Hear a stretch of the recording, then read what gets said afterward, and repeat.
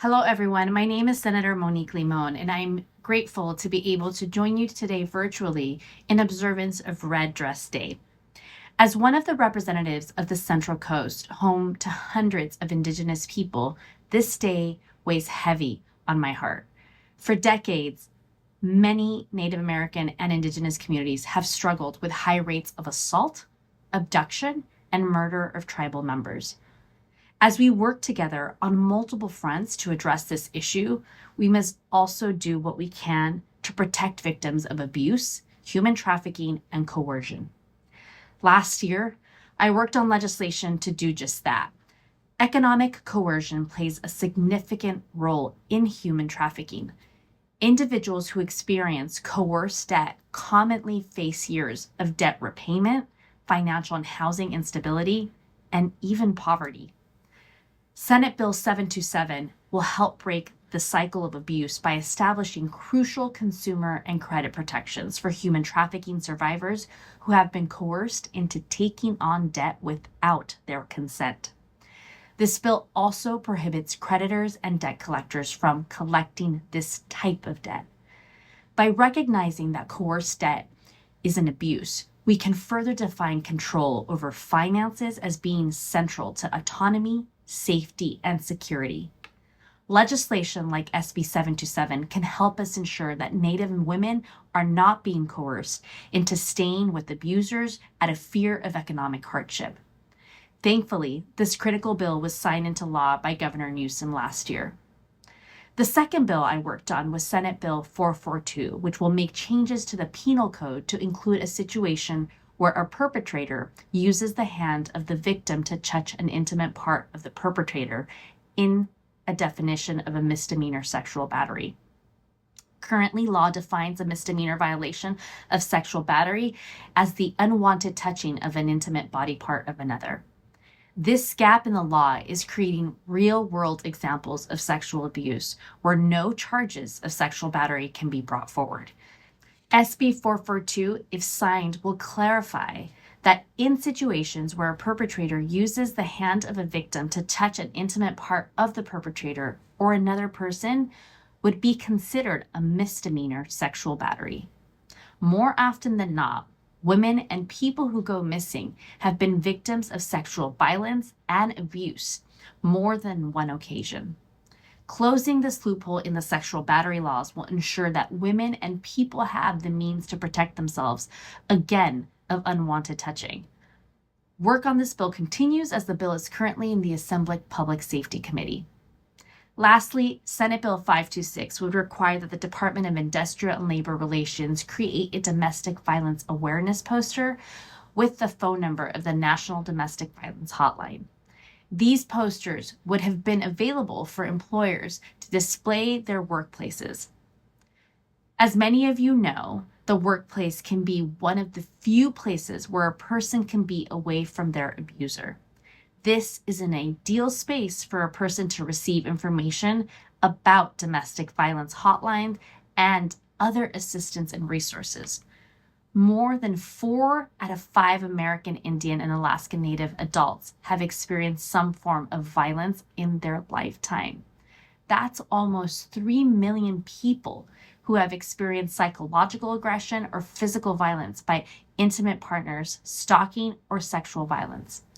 Unfortunately, Senate Bill 526 was held in the Senate Appropriations Committee last year, but I will continue to support survivors of domestic violence. Thank you all for your support over the years, and I hope that you all have a productive conversation around missing and murdered Indigenous women and people today. The work continues in Sacramento, as does our commitment to ensure that we are moving policy forward that helps all of our communities, including our Native American and Indigenous communities. Thank you. Good morning, everyone. I just want to thank everyone for being here and introduce myself. My name is Dr. Barbara Bain. I would like to begin by welcoming our panelists. First on our panel today is Laura D. Hernandez. She is a city council member for the City Port of Humanities. She retired from the Sheriff's Office of Emergency Services in 2012 after serving 16 years as the lead manager for the county's disaster management program and has over 40 years of experience in the field of emergency management and local government. Following her retirement, she became an adjunct professor teaching management and human resources for California State University and managed her own consulting business. In 2018, she was elected to the Port Humanities City Council and is currently serving her second term. She represents the city on many different boards and volunteers her time to the Ventura County Library Foundation, the California League of Women Voters, the National Latino Police Officers Association, and serves on the governing body for her church. Ms. Hernandez is the chair for the League of Women Voters California DEI Committee and chair for the League of Women Voters Ventura County DEI and Social Justice Committee. Laura's focus while on the City Council has been strategic planning, homelessness, coastal erosion, public safety, emergency preparedness, environmental preservation, social justice, regional collaboration, and public art. She is an elected official. She believes in working cooperatively with all community stakeholders to address the many issues that face our communities. Laura has demonstrated leadership, professionalism, and passion for public service while seeking to improve the quality of life for Port Humanities and Ventura County residents. Next is DA Eric Nazarenko, who was elected Ventura County District Attorney on June 7th, 2022, after his unanimous appointment by the Board of Supervisors the prior year. As the county's top prosecutor, overseeing 112 deputy district attorneys and 58 investigators, Eric has initiated specialized efforts to prosecute fentanyl-based crimes, analyze untested rape kits, dismantle theft rings, and expand services to crime victims. Prior to becoming district attorney, Eric served and protected Ventura County as a senior prosecutor, where he secured jury trial convictions against defendants for child molestation, rape, kidnapping, and murder. In 2016, he was named Prosecutor of the Year by the Ventura County District Attorney for his trial advocacy on behalf of children, women, and sexual assault survivors. Eric previously served as mayor of Ventura and has, as a city council member, the son of Ukrainian immigrants. Eric grew up in the San Fernando Valley and is a graduate of the University of California, Irvine, where he studied American history, played intercollegiate soccer. He attended Loyola Law School at night while working during the day as a district administrator. He is married with two teenage children and is a proud board member of the National Alliance for Mental Illness, also known as MMIP. Our next panelist is Charlene Eigen Vasquez. She is Ohlone from the village of Chitaca. She has been leading the Confederation of Ohlone People for almost 30 years. After working on legal terms for companies like Apple and Google, she decided to scale back and work in the nonprofit world. In her personal life, she is dedicated to land back initiatives, land preservation, and land restoration, but she feels that these initiatives have a direct impact on the physical and mental health of community members. As a tribal member, she has a special commitment to the preservation of sacred sites, cultural preservation, and environmental justice. Charlene currently serves as chairwoman of the Confederation of Ohlone People. She travels across the country providing peacemaking training and consulting on matters of Indigenous self-governance. Finally, she is on the executive team for Deep Medicine Circle as the Director of Land Back Programming and Indigenous Cultural Stewardship. So obviously on our panel today, we have people who are deeply invested in the well-being of communities.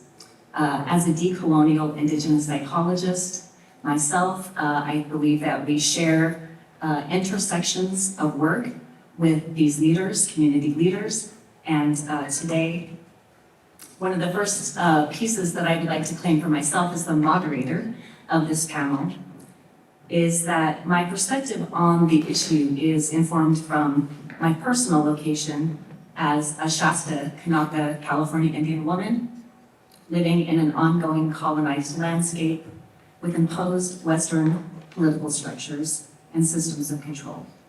And it is the very act of colonization and its continuance that has resulted in the issue and the epidemic that brings us here today. As an Indigenous psychologist, I define colonization as the replacing of one culture of people with another whose aim is the extraction and control of resources for wealth and power. The process of colonization itself is imposed through systems of violence, and this epidemic that brings us here today is rooted in that violence. My role here today is as a decolonial educator and activist, and my intent is to bring understanding and action on the critical issues between Indigenous and non-Indigenous peoples, communities, and perspectives in order to advocate for the well-being of Native people on issues like MMIWP. It is important to note that California Indians who are from federally recognized Indian nations receive federal and state grant monies that people from unrecognized Indian communities do not receive regarding this issue. So it is recognized people who presently are benefiting from the funding on this issue. So here we are today trying to reach some common ground with our leaders, both Indigenous and non-Indigenous leaders, and building bridges with our non-Indigenous allies on the issue. So here's the structure of how the panel will go today. And we're going to clip right through this, and we'll be done in probably about 45 minutes. So the structure of the panel is that I will ask a round of 3 questions, 1 question for each round. Each panelist will answer that question completely, and then we'll move on to the next question in the next round. So the first round of questions will help us understand our panelists' expertise on the issue and where and how we share common ground on our work together to address the MMIWP issue. The second round will focus on issues of direct significance to California Indians around the federal bill, AB 1314, and its amendment this year, AB 1863, both bills which were introduced by California Native Assembly member James Ramos of District 45. The third round will focus on future possibilities and active address of the issue, including funding, action, education, awareness, and shared responsibility between Indigenous and non-Indigenous people on the issue. So the first question in round 1. So we'll begin with you, Laura. What is your personal experience, viewpoint, and/or understanding of the MMIWP issue overall and here in California? Thank you, Dr. Bain. Thank you, Dr. Bain. I'm very honored to be here. I want to first thank Julie Tumamait-Stenslie for having the confidence and trust that I am the right person to be up here on this panel. I wasn't so sure I was. But after thinking about it for a while, my family has a history of working with Native Americans, Indigenous people for many, many years. 3 of my sisters are graduates from the University of Minnesota and have a history of working with the Cherokee Nation. My sister, Sarah, who still lives in Minnesota, rides annually with the Dakota 38 during the winter. We have a passion for assisting, my family has a passion for assisting and helping the Indigenous people, because we too as Mexican Americans and as Mexican Indians have suffered some of the same atrocities throughout our history that Indigenous Indians here in America have suffered. And so I relate in that way. Today for me is a very solemn day. I know May 5th is really the true red dress day, but today being here is solemn, and I cry, and my heart cries for the women and the people who are still missing, and for the families who have suffered this great loss. And I just want to personally extend my condolences and hope that as a policymaker, even at a city level, that I can do something to help remedy the environment that is creating the missing Indigenous women and missing Indigenous people here in California. Thank you. Good morning. My name is Eric Nesmarenko, the Ventura County DA. I too want to thank Dr. Bain, my fellow panelists, Charlene and Laura, and Daughters of Mother Earth, as well as all of you. As the DA, our core mission is to hold offenders accountable, including those who murder Indigenous women, kidnap them, sexually assault them, and cause other types of serious and violent crimes. I want to speak specifically to one serious and violent crime and how through investigative genetic genealogy, a company was able to identify this murdered Indigenous woman as a member of the Cree Nation, and also to give her a name, a voice, and an identity. In way of background, in July 15th, 1980, go back in time, a woman was raped and murdered in an almond orchard in Kern County near Delano. She had no identity. She was known at the time and for several decades as Kern County Jane Doe number 5. 3 days later, July 18th, also that year, 1980, a woman was murdered and raped, and her body was found near Westlake High School. Fast forward to in or around 2013, through advances in DNA technology, this crime was linked to a specific individual who had already been convicted of multiple kidnappings and rapes. Our office prosecuted the individual. He was found guilty by a jury verdict of multiple murders and rapes. And while we were able to ascertain who did it and bring accountability to him, we still did not know the identity of this woman. So we knew that she was part of the Cree Nation through genetic genealogy. That is, her ancestry was traced back to Manitoba, Saskatchewan, and Alberta, and the Canadian provinces. But we wanted to make sure that this person was not in perpetuity left unidentified. So thanks to outside companies, we were able to go ahead and develop a genetic profile, and also to begin publicizing that this woman was unidentified. Could anyone come forward and help us to disclose who she actually was? In that endeavor, a woman came forward and said, in or around 2021, I believe that is my aunt and that I am her niece. So through the DNA Doe project, not we as the DAs, but this private company was able to go ahead and extract DNA, link them as niece and aunt, and she was identified as Shirley Susek of the Cree Nation.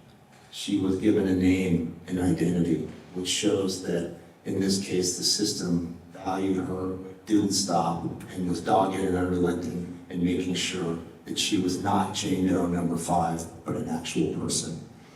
So I'm going to close in just a second, because what this case revealed to me as a DA is that when you consider genetic genealogy, which is family tree mapping, the study of genealogy, as well as historical records, marital records, obituaries, certificates of birth, They don't always exist among indigenous populations. So what this case revealed to us as individuals who want to hold offenders accountable is that indigenous people may not be in GED, DNA, public databases. They may not be in family tree mapping databases, but nevertheless, we have a duty and responsibility to make sure that we identify them, that their perpetrators are held accountable, and that they are given voice, name, and identity. And that's what we'll continue to do as the Ventura County DA's office.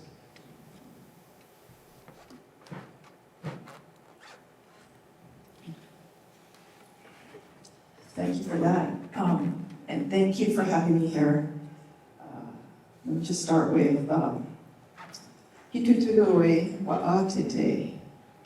Yakmun hatun turun. Muguruma walone. Karakat. Charlene Eichenbosquez, daughter of Phyllis Flores, granddaughter of Edna Edmond, great-granddaughter of Francis Edmond, going all the way back to at least 1759, the granddaughter of Margarita Butron from the Carmel Valley area. I'm going to start with a bit of a song, and it's going to be done in call and response, and I'll explain why after. And it was one of the elders that I follow who's a peacemaker. He's Dene, and there's a whole group of us, and I'll share that in a minute. And we go across the country talking to people about peacemaking, about healing, about wellness. I would say 90% of us are attorneys, tribal court judges, and we're trying to make a difference by looking at matters such as this even in a different way. The song is pretty simple, and it's a song that I created. It's a crying song, because one of the things that we know in working on matters like this is that healing needs to happen. And matters like this, we're talking about generations and generations and generations of women and children that have been taken from our families. Generations and generations and generations of children and women that have gone missing and not been found, right? I'll just share one story that I was given permission to share. And it's an elder that she calls me teacher and I call her grandma. She's so funny. She's in her 80s, and she generally follows me around because she thinks that, she tries to protect me in that way. But I just learned recently, like I'm talking about the last couple of weeks, she has a son who's been missing for 15 years. Still not found. 15 years. And she said to me, which is something I totally understand, maybe people in this room will understand. She said, he's missing, but I know he's gone, and I know when he left. I felt it in my heart. He came to me, he told me I'm okay now. So we know these things, but we still want our family members back. We still need to grieve for them. We still need to return them to earth in the proper way, whatever it is in our own cultures, right? But in the meantime, we can still pray for them. And for, me, singing is one way. I'm not saying I'm a singer. That's why I need your help. But what somebody taught me early on is when we sing, that's our spirit voice, and that we should not shy away just because we don't think we can sing. Creator hears us when we sing, and when we sing in community, that's so much better, right? But that's how we're heard. And when we can sing in our own language, it's even that much more powerful. And so it doesn't matter what language you sing in, speak. It doesn't matter if your language is an indigenous language, it's an indigenous German language, because German people have Indigenous people too, right? We all over the world have Indigenous people that we've forgotten about, that we don't speak their languages anymore. So I would challenge you, if you don't speak your language, learn 2 words, because this song is 2 words.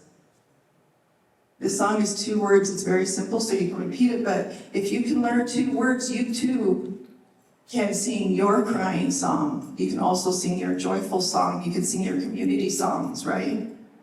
Just start with something, and Creator will hear you. So here we go. And I'm hoping that people lift up their voices so I don't sing alone, because this is a huge issue, right? See, and then na, see, and then na. See,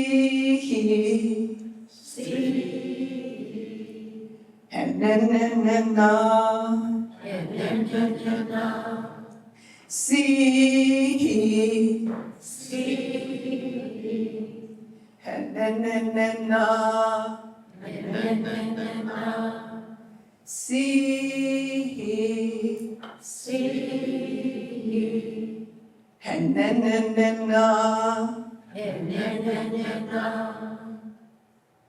The 2 words, tears,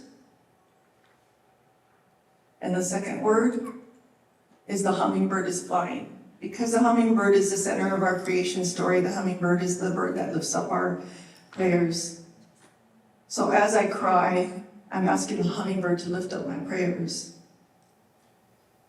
So just kind of think about those things as you think about the work that you do. And I'll just say one more thing. You can read my Bible, so I don't really want to talk about any of that stuff. And if you want to talk to me later, I can talk to you about that. But think about the idea of decolonization, which Dr. Bain talked about.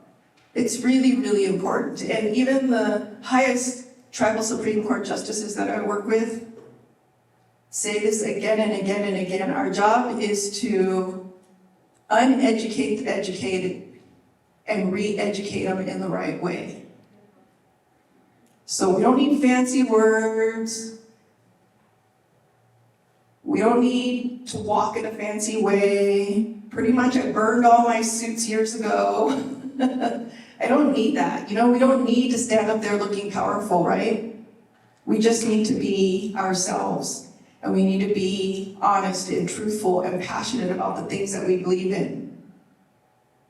So for example, this scarf right here is part, to me, of a Christian system, right? Who said, cover your body. If you look at the pictures of Ohlone people and other Indigenous people, women had absolutely no tops on, right? So you got a tank top on me. But this, I don't need it, right? So sometimes you'll see me with it and sometimes without. In my hardest fights, when I'm connecting, I don't need that at all. I'm gonna let it go. And it's up to people to decide what they wanna do. Why is my hair long? Because we were forced to cut our hair. Like, just certain things, because when I do those things, I remind myself that I'm connecting myself to my ancestors.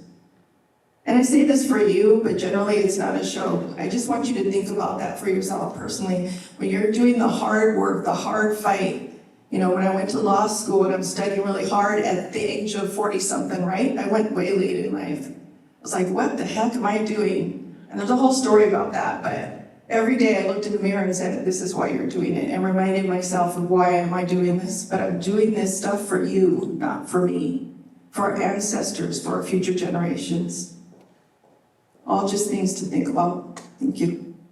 Oh, thank you.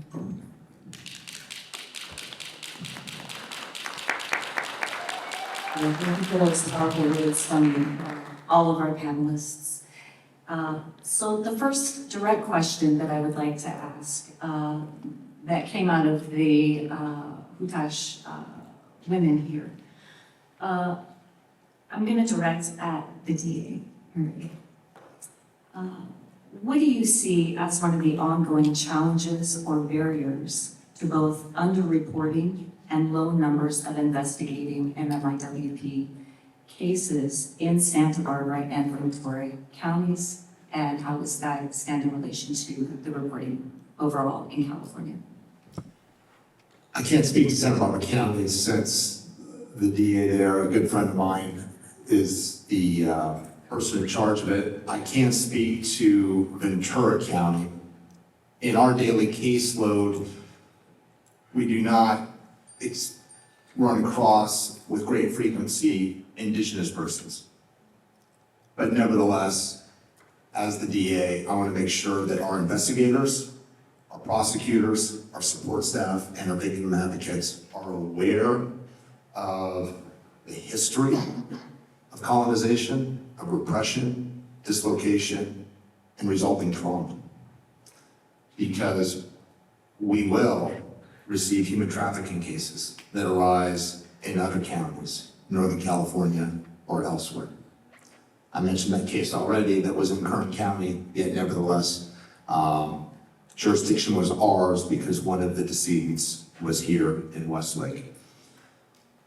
Another thing that we have to do is really dramatize in stark relief what we as a state and as these counties and the nation are dealing with. And I just want to share with you, Dr. Bain, and your audience, some statistics, because these come from the bill that you mentioned, the Feather Alert, which was signed into law by the governor in 2022.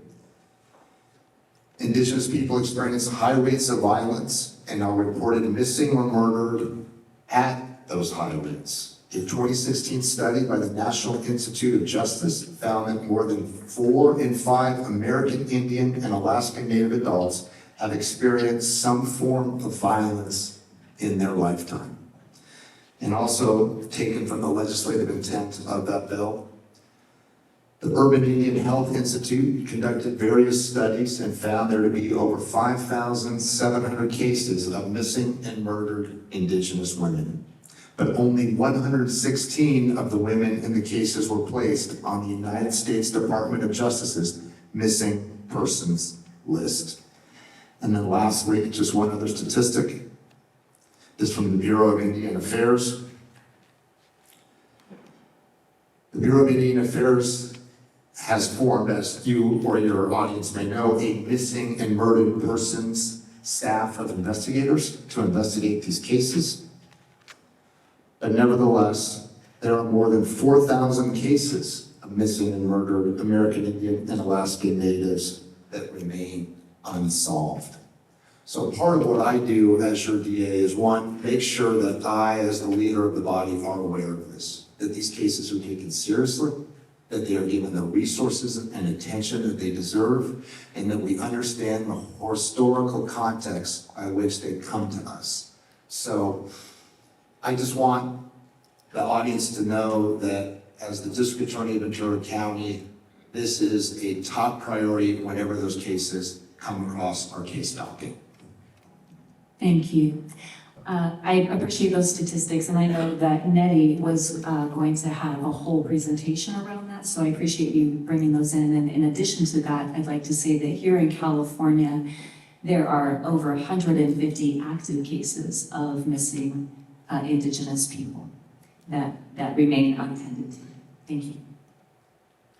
So next we're going to go to the second round, and I appreciate you mentioning the Feather Alert. And so that bill was AB 1314.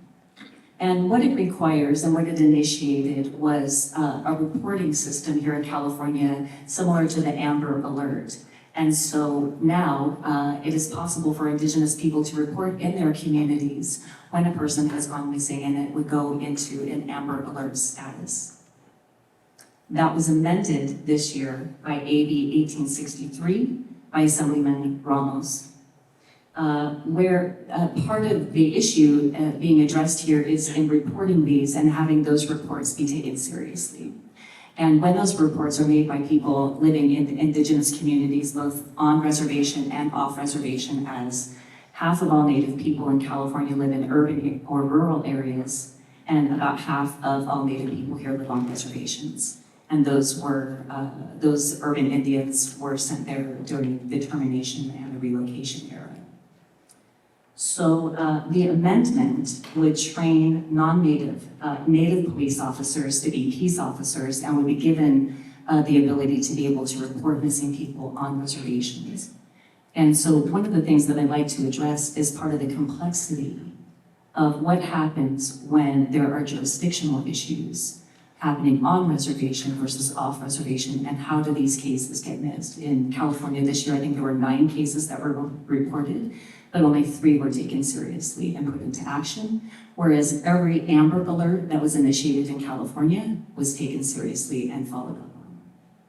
So we can start with Eric, if you want on that one, and then work with the jurisdictional issues from the other perspectives.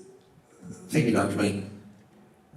I want to talk a little bit about the federal alert. So the federal alert, as Dr. Bain mentioned, was introduced by Assemblymember Ramos, who represents areas of San Bernardino County, including Highland. It was signed into law in 2022. 5 components need to be satisfied in order for a federal alert, a notification using the emergency alert system, to go out. 1, the individual has to be a Indigenous woman or Indigenous person.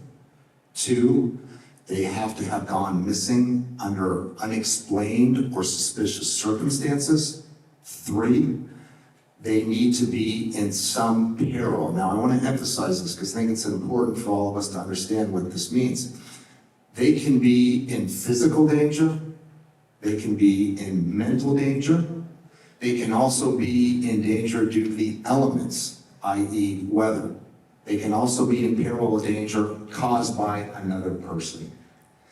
It also requires, and this is where this amendment that Dr. Bain talked about comes in, the investigating agency, a local agency, to utilize its resources before the referral is made. And then lastly, there has to be something actionable that can be put into the emergency alert system. A driver's a license plate, a description of a car, a description of the person who's gone missing. So what this amendment does, and it's pending, by the way, it's still going through the legislative process. It did pass unanimously out of Assembly Public Safety. It also passed unanimously out of the Emergency Management Committee, so it is on the right path, but still not law. As Dr. Bain mentioned, it would require the department, in this case, the California Highway Department, to respond within 48 hours after a request is made. That may not necessarily mean an alert will be given, but it nevertheless requires a statutory time period of 48 hours.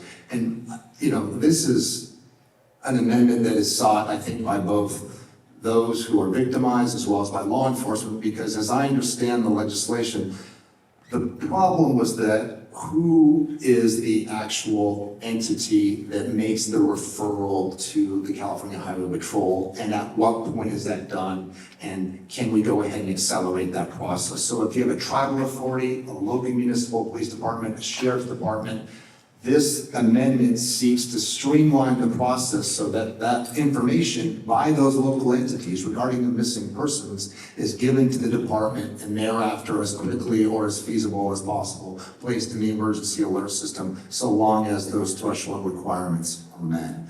So this is something to continue to monitor and keep track of, but I think it is on the right path. Thank you. Any question? Yeah, Laura.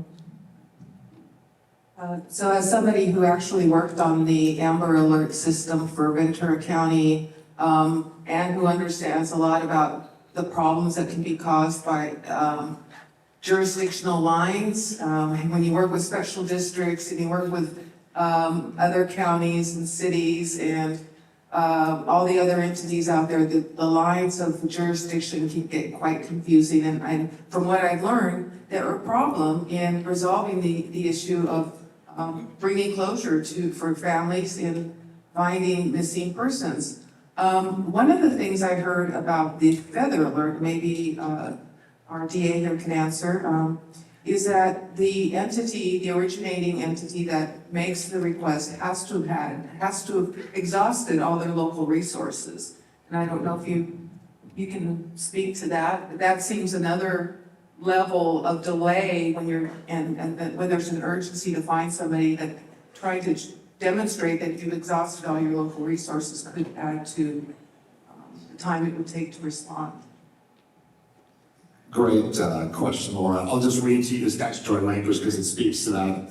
The bill as it exists right now, the one that was signed into law by the governor, says the investigating law enforcement agency, that's going to be typically your local police department, sheriff's department, tribal police department, has utilized available local and tribal resources.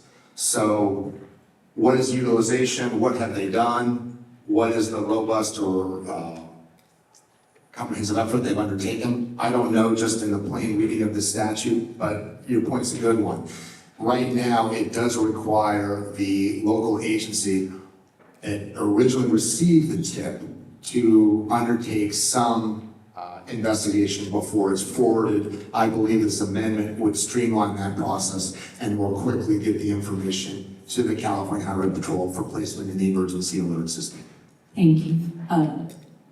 Charlene?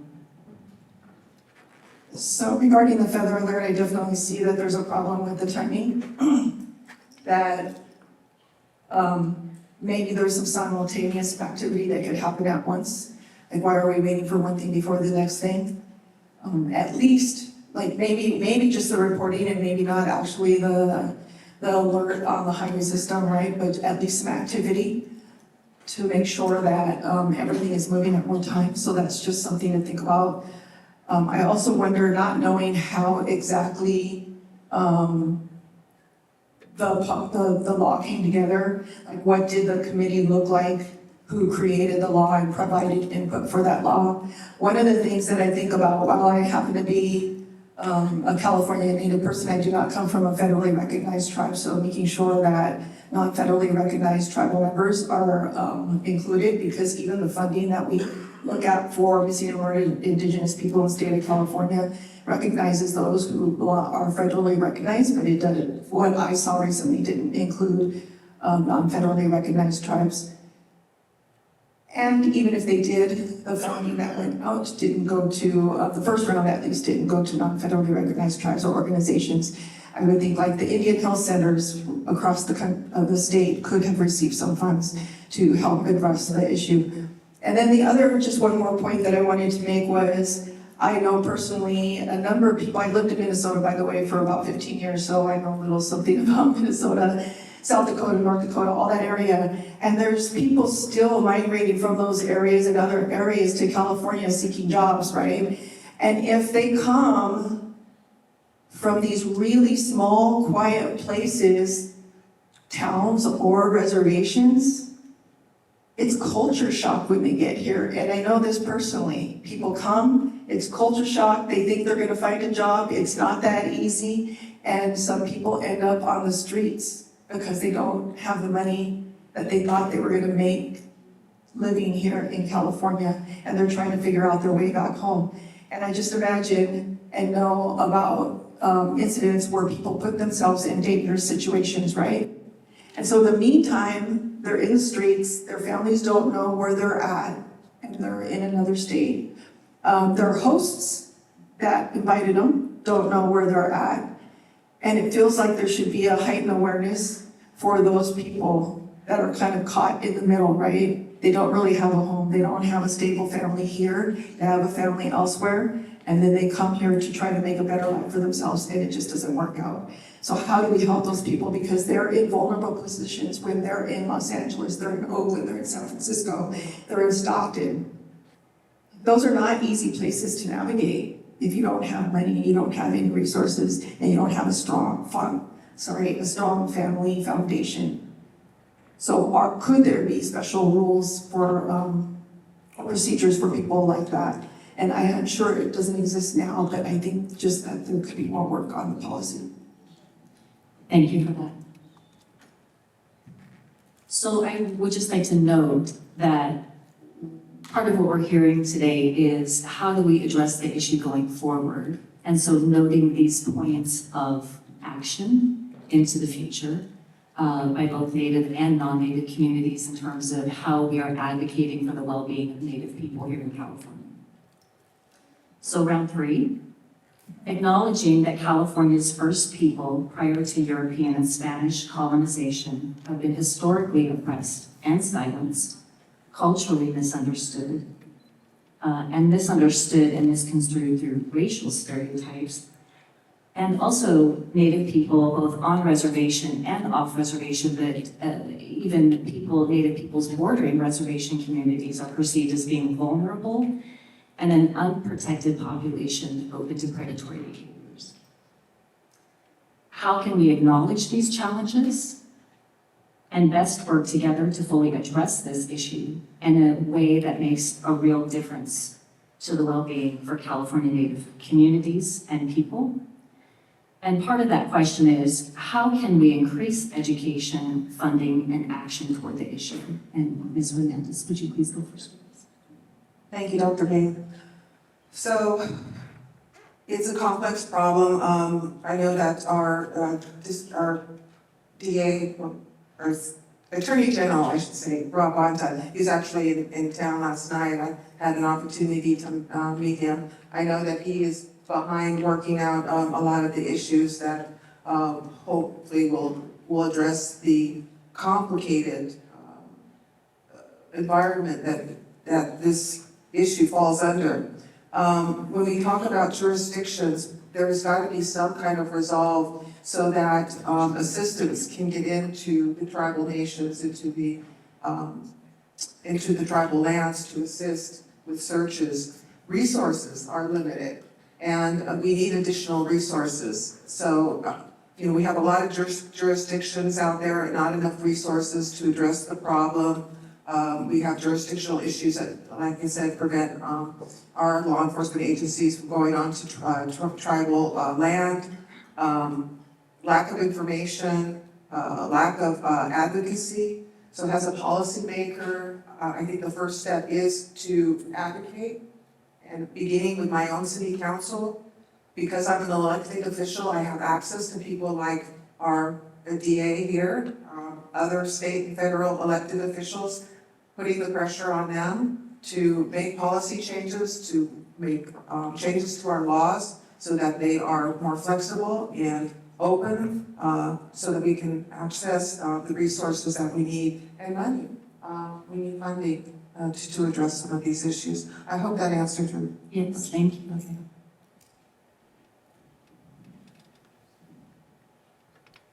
There's great value in conversations like this, and I want to share with you what that value looks like. When I speak to Dr. Bain or when Bruce Stenslie reaches out to me,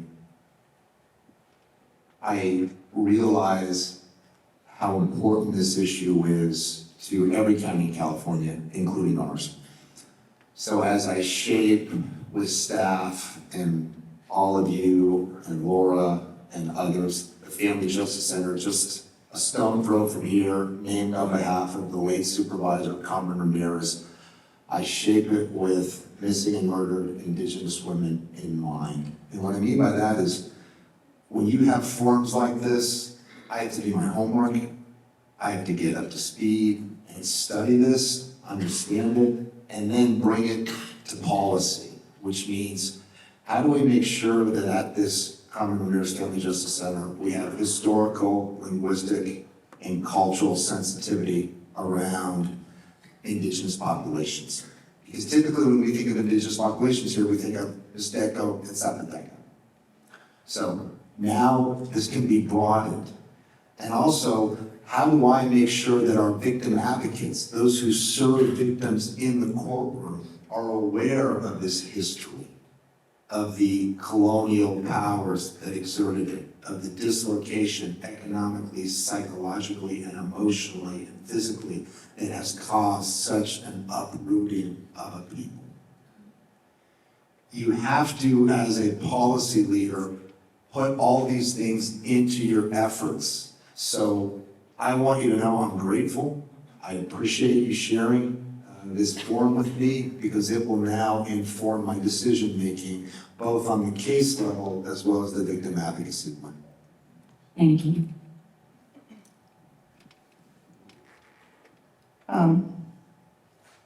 So I'm just gonna back up for a second. One of the things that was spoke about was the DNA issue, and being able to collect DNA from people, which we know is a trust issue, right? Like, who's gonna give up? There's events, or were events, I didn't see any recent ones, but, and I could be wrong, just didn't dig deep enough, but there are recent events where, across the state, where people could go and provide their DNA so that potentially to be matched with somebody that was found, to see if that was their family member, and to create that database. And coming from tech, having a tech background, one of the things that I think about is, and I understand privacy, there's issues around privacy, but what if across the country, departments of justice could create a partnership with somebody like 23andMe? 23andMe already has so much DNA, right, in their database. And we probably have heard stories of family members that have been connected to lost family members through 23andMe, but there's other probably programs too, Ancestry, the Ancestry database held by the Mormon Church also has something similar. And it wouldn't be an automatic, like as soon as you register for 23andMe, your DNA goes to the DOJ, right? There would have to be permission, you need consent for that to happen. But if that could happen, and if there was a partnership, and if there was limited use, really strong words crafted around how that DNA is used and when it is used, that might be a possibility to help reunite family members with their loved ones. So that's just one idea I wanted to make sure that I mentioned. And then the other thing, which is probably like leaving my head right now, because maybe it's just not that important. Let me think for 1 second.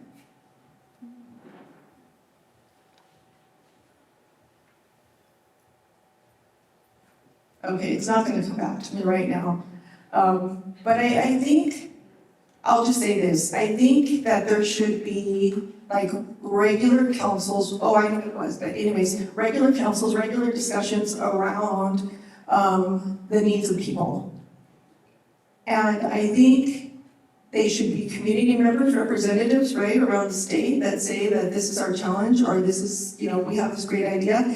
In corporations, you have ways to report your great ideas, right? And maybe the state of California or the local government could have exactly that, just around MMIW, right? Some, you know, community members are the boots on the ground. They're the ones that are gonna have the ideas around how to find people and how they could maybe even be involved. The last part I was gonna say, which, you know, I thought I lost, was there are services that exist through nonprofits, and I can share those names if anybody's interested, that go through the history of the Indigenous people in California and beyond, which I think is really important that you had mentioned. Like some very well-framed training to bring people up to speed. And I will say that it's not impossible. The state of Minnesota did that when they had race relations. They required professors, they required students in colleges, because I taught there and I taught this class. They required students in colleges, whether it was a 4-year college or a 2-year college, had to take race relations classes, and it had to talk about the condition of the state and the people that live there. And it was written into law. That had to happen. And it could be the same thing here. Imagine that law enforcement has to go through a particular training, and they have to be certified. So it's not a 1-hour training, I'm gonna forget all about it. I'm talking about a deep dive that might require 10 hours of training, 2 hours every 2 weeks or something like that. And I know it's possible because I worked for an organization, led an organization actually that offered that, and went into local government to do that training, went into land trust, went into conservation organizations. And the reason we did it at that time was to protect sacred sites, because people needed to know What is a secret site and why is it so important? Why are we crying our eyeballs out when you uncover our ancestors, right? People didn't understand. Now hopefully there's a better understanding, at least in our region. But this is, to me, is exactly the same thing, right? People need to understand the history. They need to understand that, yes, we speak Spanish, some of us, but this is why. It was for the sake of our lives, we had to speak Spanish, right? We had to assimilate for future generations. And now the tide is turning and we can come out and we can be the person that we were born to be. So there are some options. Thank you. Thank you for those inspiring words and ancestral acknowledgements there. So in this last round here, as we begin our closing of this panel, I would like to open it up to anything that you all feel moved to speak to the issue, including how we can continue to move forward together to make a real difference. I just wanted to thank the room and thank the organizers, and Dr. Bain, and my fellow panelists for today's discussion. You know, it's interesting, Charlene brought up the fact that she was forced to speak Spanish. Well, I don't speak Spanish. And I don't speak Spanish because my grandparents, my parents, were forced to assimilate and change their names. They weren't allowed to speak Spanish in schools, and therefore it wasn't spoken in our home. And I never learned how to speak Spanish. So, you know, there's the effects of colonization, repression, as our DA has said, the history of our nation and how they treat people of color has its effects on us today. And I think in part that's why I have run for office. And that's why I hope to continue to advocate on behalf of marginalized communities. I do want to say something to this room, and that is you have a responsibility to vote, to get out and vote so we can keep people like Eric Nosarenko in office, somebody who is sensitive and understands the need for cultural competency. And the work that he's done with the Family Justice Center is just phenomenal. And the fact that he's even said to you all today that he is going to take this now to his trainers and his people in his office and to the Family Justice Center is a big deal. So I promise all of you today that I will continue to advocate on your behalf, on behalf of Indigenous populations, and to work with you in finding solutions to your missing family members. Thank you. I want to thank you all for being here. Dr. Bain, great moderator, and Laura and Charlene, just a pleasure to be with you.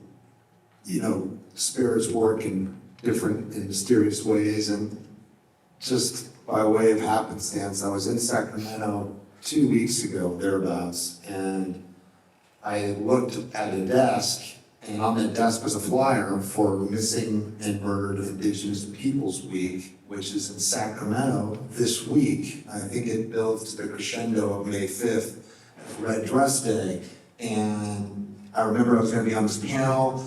For those of you who aren't aware, there are a number of activities in the state capitol this week. Tribal leaders reception, a public safety budget meeting, a candlelight vigil, a floor ceremony, all in honor and recognition of this widespread and unfortunate real problem. I'm just going to close with the following. When you think about human trafficking, you think about who are its victims, who are the most vulnerable. And what I know as a former sex crimes prosecutor is that it is those who are in some type of personal upheaval, meaning they are in foster care system, they are untethered economically, socially, familial, with family. And we have to recognize that Indigenous people are more vulnerable to being human trafficked. Charlene talked about the forced assimilation. basically the steering away from family forcibly into board and care against their will, against their consent. This has historical repercussions that reverberate today. So what we need to do as DAs also in the human trafficking realm is really consider how vulnerable Indigenous people are to being trafficked. So one of the things that I can do, I mentioned the Family Justice Center, but also talk to our human trafficking task force. Have you undergone the training about what we're talking about here? If not, can we help you? How do you identify somebody as Indigenous? Because I know for a fact that oftentimes these victims are mislabeled as Asian and Latino. So we build understanding, we create change, and we also fill hope where there was once despair by having these conversations. And I'm just grateful to all of you for the opportunity to be here today. And also make sure you keep people like Councilwoman Laura Hernandez in office too. We need her just as much. Thank you. Thank you.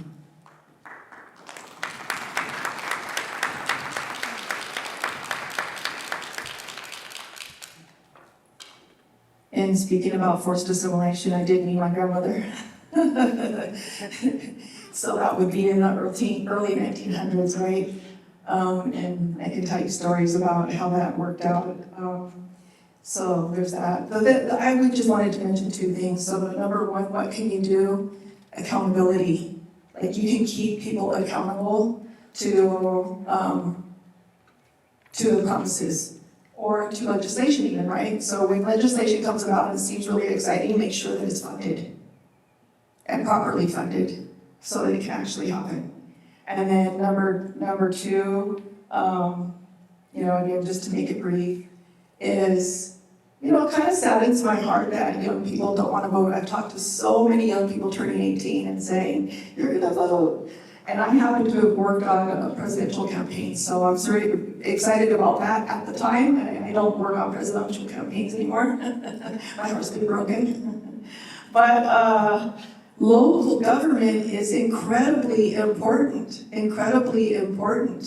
And so supporting, your local candidates that are making a difference, that are working really hard to make a difference, all the way from your school board, right, to city council, and your lawmakers and judges, etc. Like, it's really, really important.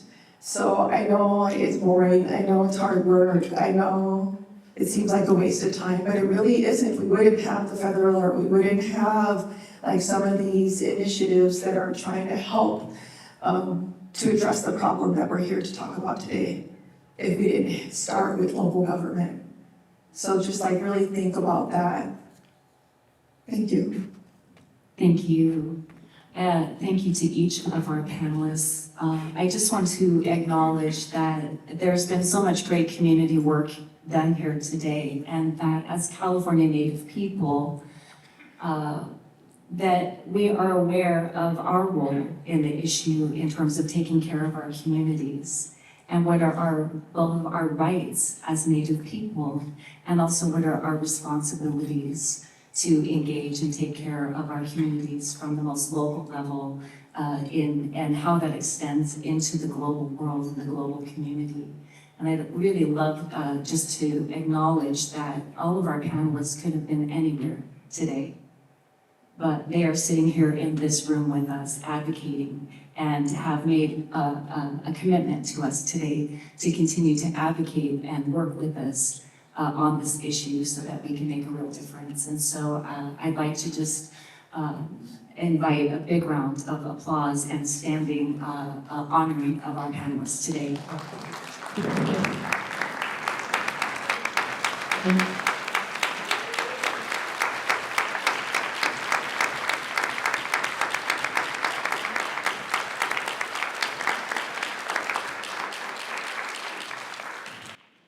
And thank you. And I'd like to invite our organizers up today because I believe Maggie and Julie may have more for us. Thank you so much for having me here. So, just like how it goes sometimes in Indian way, Indian ceremony, we're really thrown off a little from the program. to just go ahead and let you know I checked in virtually, and I'm gonna do a little bit of that re-education piece that was spoke about, and our panelists already kind of shared a lot about that. But I wanted just to kind of give us a little history and background. The MMIW movement started in Canada with grassroots community leaders, just like us sitting right here right now. And they did that in about 2011. And they really promoted a lot more awareness and attention to the issue. And by 2015, their government, the Canada government announced the launch of an inquiry in missing and murdered Indigenous women, and it really gained momentum. So we thank our relatives up there in the north for getting this kind of organization going, but I hope it really inspires us to know that we all can be doing the same thing. Over the years, MMIW turned into Missing and Murdered Indigenous Women and Children and Two-Spirited, and because there was those were the vulnerable populations also being affected. And now it's turned into Missing and Murdered Indigenous Persons. It is found that the boys are the fastest growing demographic of trafficking victims worldwide. The number of boys that have been identified as victims has quintupled since 2000 to 2020. So now we call it MMIP. A lot of people are like, what is it? Which initials are it? So that's that story.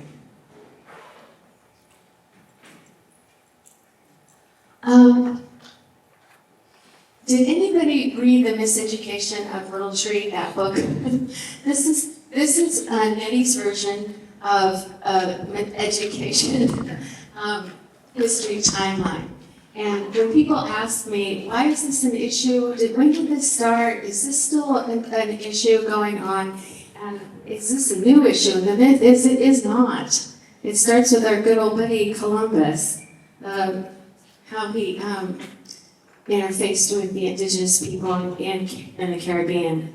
That's, I guess, one starting point of human trafficking. And I will say that even from a colonizer's perspective, when he went back to Spain, because I have relatives in Spain, it was documented in his journals, the treacherous behavior that he had done, that when he returned to Spain, they made him relinquish his titles and his assets. They were just so appalled by what he had done. And so in Spain, they wonder why us Americans have made a national holiday out of Columbus all this time. Anyway, there's too much here, but there's a copy of this in the information boards in the back. There's a lot of information I'll fly through, but don't worry, all of it will be available to you in the back booths where you can take pictures. As it's already been mentioned, this is some of our history of this issue. Removal of tens of thousands of Native American children, boarding schools, that started in 1819, all the way into 1969. I really want to pay attention to this one moment in history where finally in year 2000, there's a federal law for trafficking victims Protection Act. That's a lot of time between 1492 and 2000. That's a long time for a human tribe to get that one.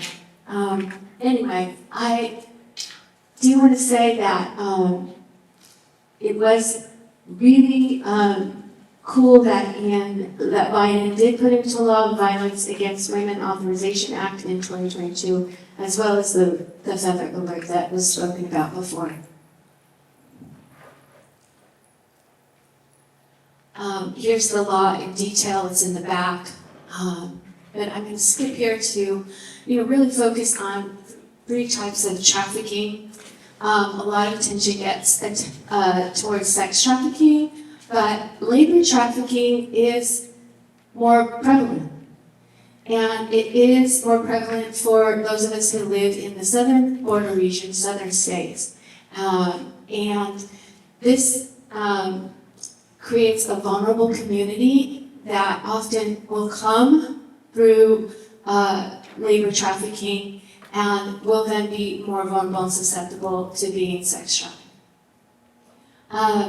Commercial sexual exploitation of children is the third, and it's any individual under the age of 18 working in any part of the sex industry. And in this particular category, there doesn't necessarily need to be a trafficker, a third person. It could really be just perpetrator to child. And we're going to talk a little bit more about the online access and problems there.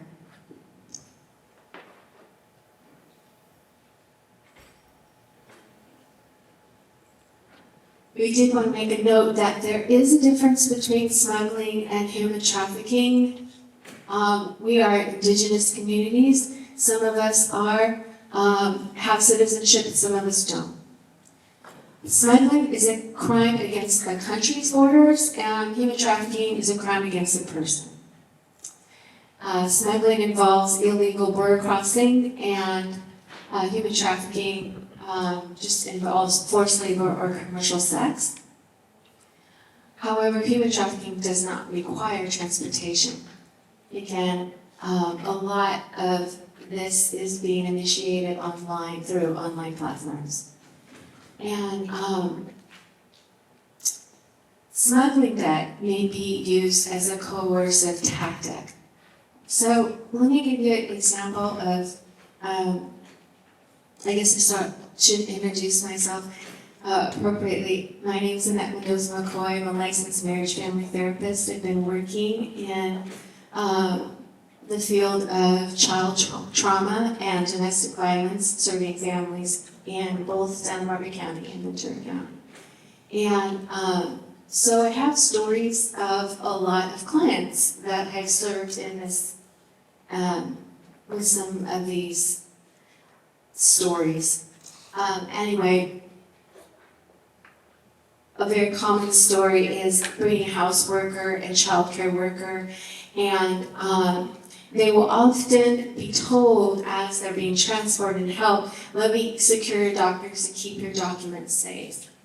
So they'll give the documents to the trafficker or not know they're a trafficker, but maybe a transporter at that point.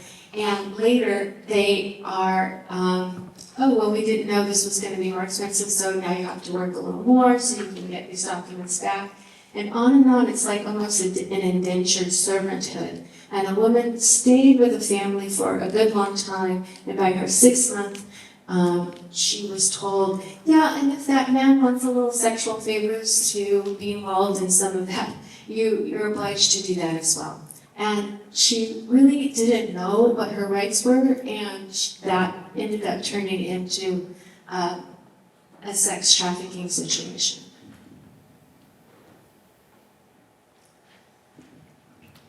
Okay, when teaching I had from Martin Heidegger, who gave 7 spiritual laws to people. One of them was called Okachiopo. It's from the Lakota tradition, and it means people shall help one another.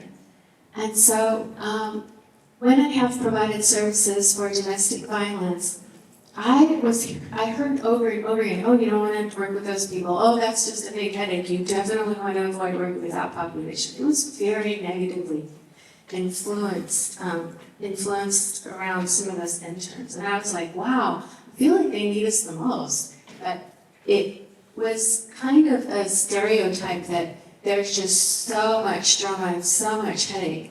And I really have found the most rewarding work doing so.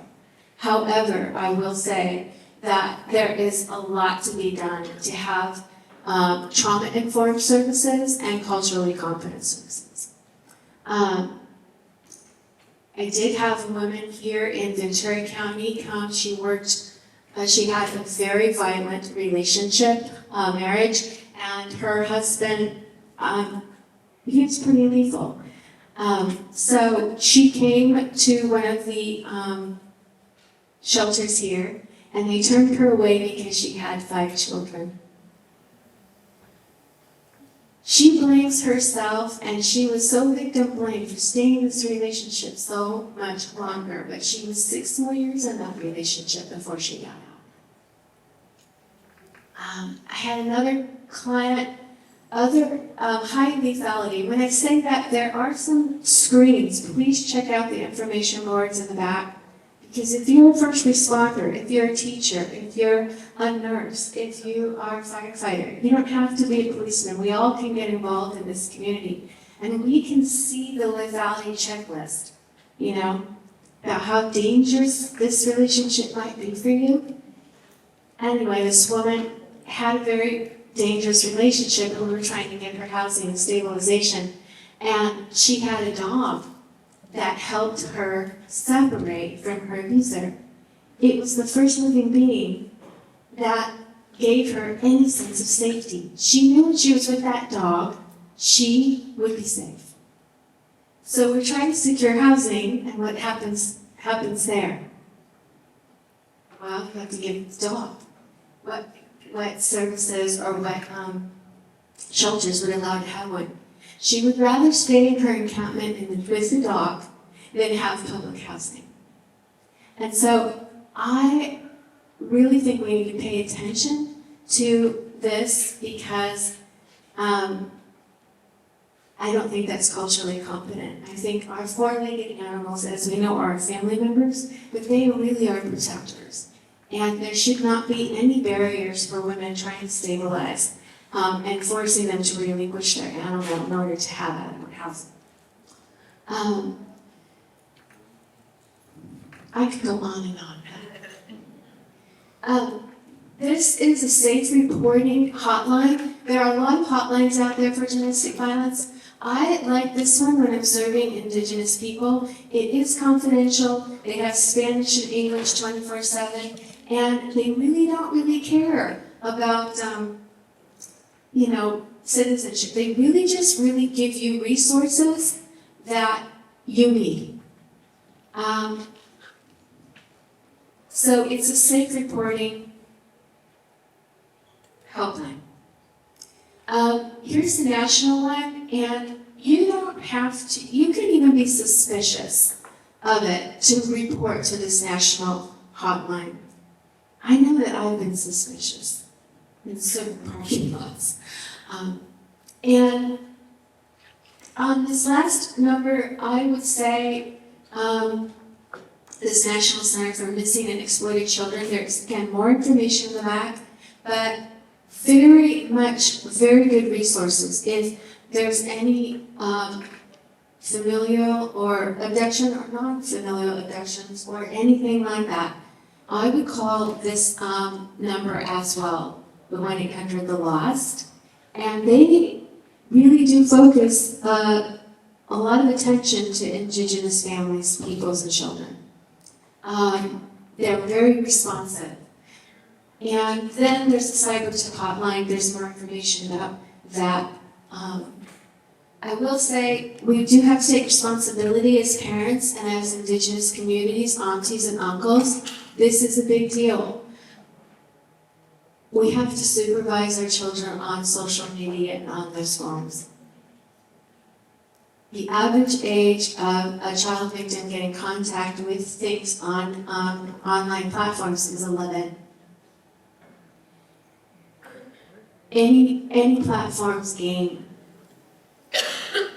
If your kid plays Fortnite, if your kid plays Minecraft, if your kid plays Roblox, and especially those games where there's incentives and money, this is how relationships and talks are going. Oh, I'll give you some free Roblox if you do this and then, or we become friends, and all of a sudden, more is being asked. We have to be supervising, and we have to put parental controls on that. And that is on us. That is on us to protect our children.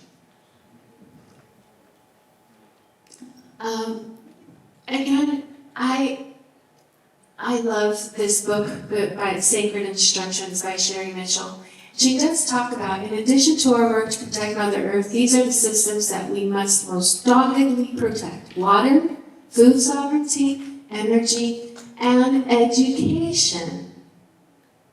If you're California native, raise your hand if you had to do those demolition projects in 4th grade.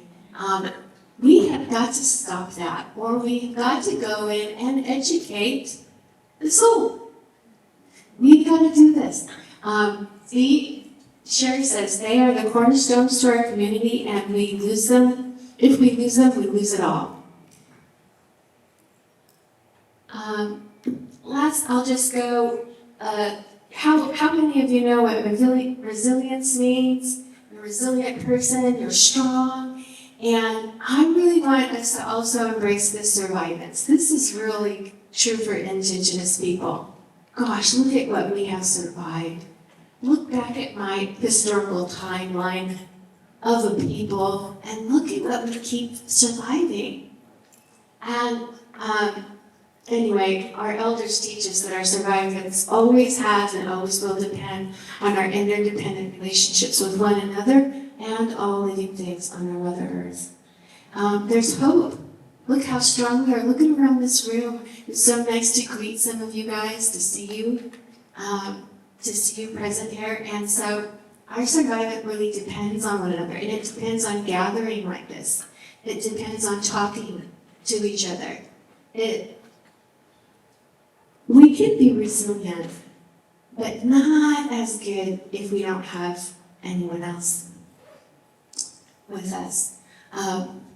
Peter Levine is a big trauma teacher in the world of psychology and trauma.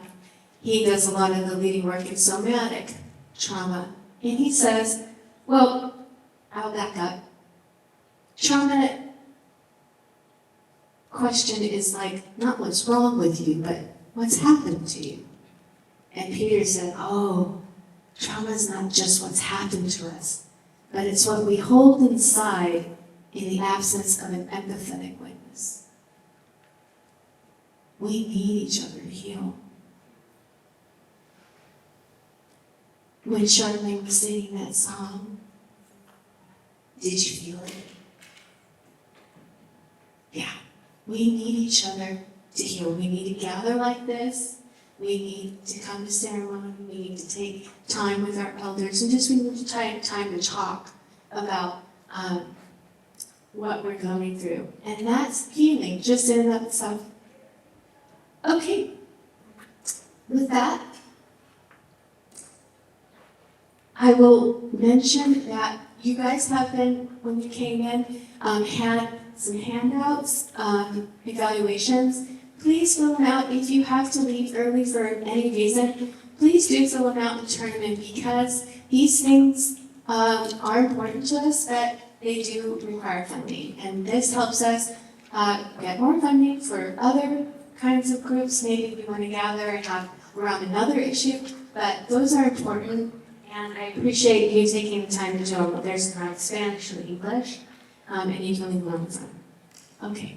With that, I'm going to go ahead and invite Julie back up.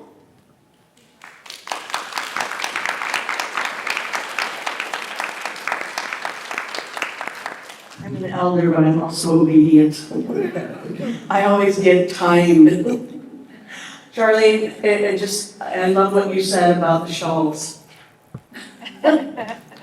One of the things that I always tell people is that the first thing that happened to us California natives, with all this bright sunshine and hot weather, and we didn't wear tops either. We always wore skirts.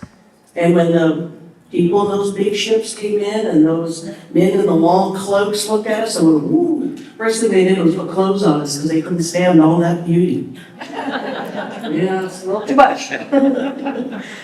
And so that, again, it's devastated our cultures for so many, 250 years of that change. And how do we reunite and remember ourselves when your parents, again, didn't talk about these things? Again, with Laura, we weren't taught, the Spanish was spoken in our home, but we weren't meant to understand. Chumash was spoken in my father's home, but grandfather said, "Who are you going to speak to? There's nobody left. Why should I teach you?" So it was that kind of history, changing the name from the only indigenous surname of the Chumash culture, Tumamait, which belonged to our great-grandfather.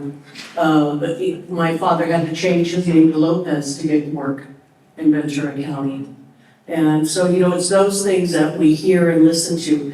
Coming back and growing up along the Ventura watershed in the Ojai Valley, we love it there. And it wasn't until decades later that we realized that that same watershed was where my great-great-grandmother, Alula Mewe, one who drags her feet, I love her names, they're all descriptive, that she grew up in that same watershed in the village of Matilha.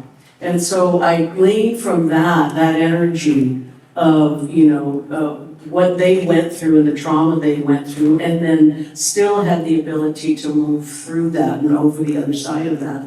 So we come back with such little bits of our culture. But as we learn that in many, many indigenous cultures that there is that matriarchal society, that there are women who ruled and still did. One of them comes from Santa Cruz Island, and her parents were told that prophecy she would come out and she would be born as a girl and she would rule the islands. And so as she was born, people went, "Well, we're a girl ruling us." But then people started fighting over it. People from the mainland went over there and said, "What are you doing? You need to stop this. It's meant to be." So she did become the princess of all the islands out there. And then later on, as colonization, people being forced out of their homelands and into that mission period, she was at the village, the west end of Ventura, where Emma Wood State Beach is. So we don't have the name of that village, at least I don't. But anyway, she was still telling people, "Don't go over there," meaning across the river to the mission, because they're trying to make you forget who you are. And, again, people, especially mothers with children, when they're torn away from their gathering places, from their safety net and their communities, they're gonna go, they're gonna feed their children, and they're gonna want their children to be fed and foreign food, learning to do agriculture, all those things. Fast forward to the removal of Father Sarah's statue. Why can't they understand all the good things Father Sarah did for them? Wow, okay. So we move through that too.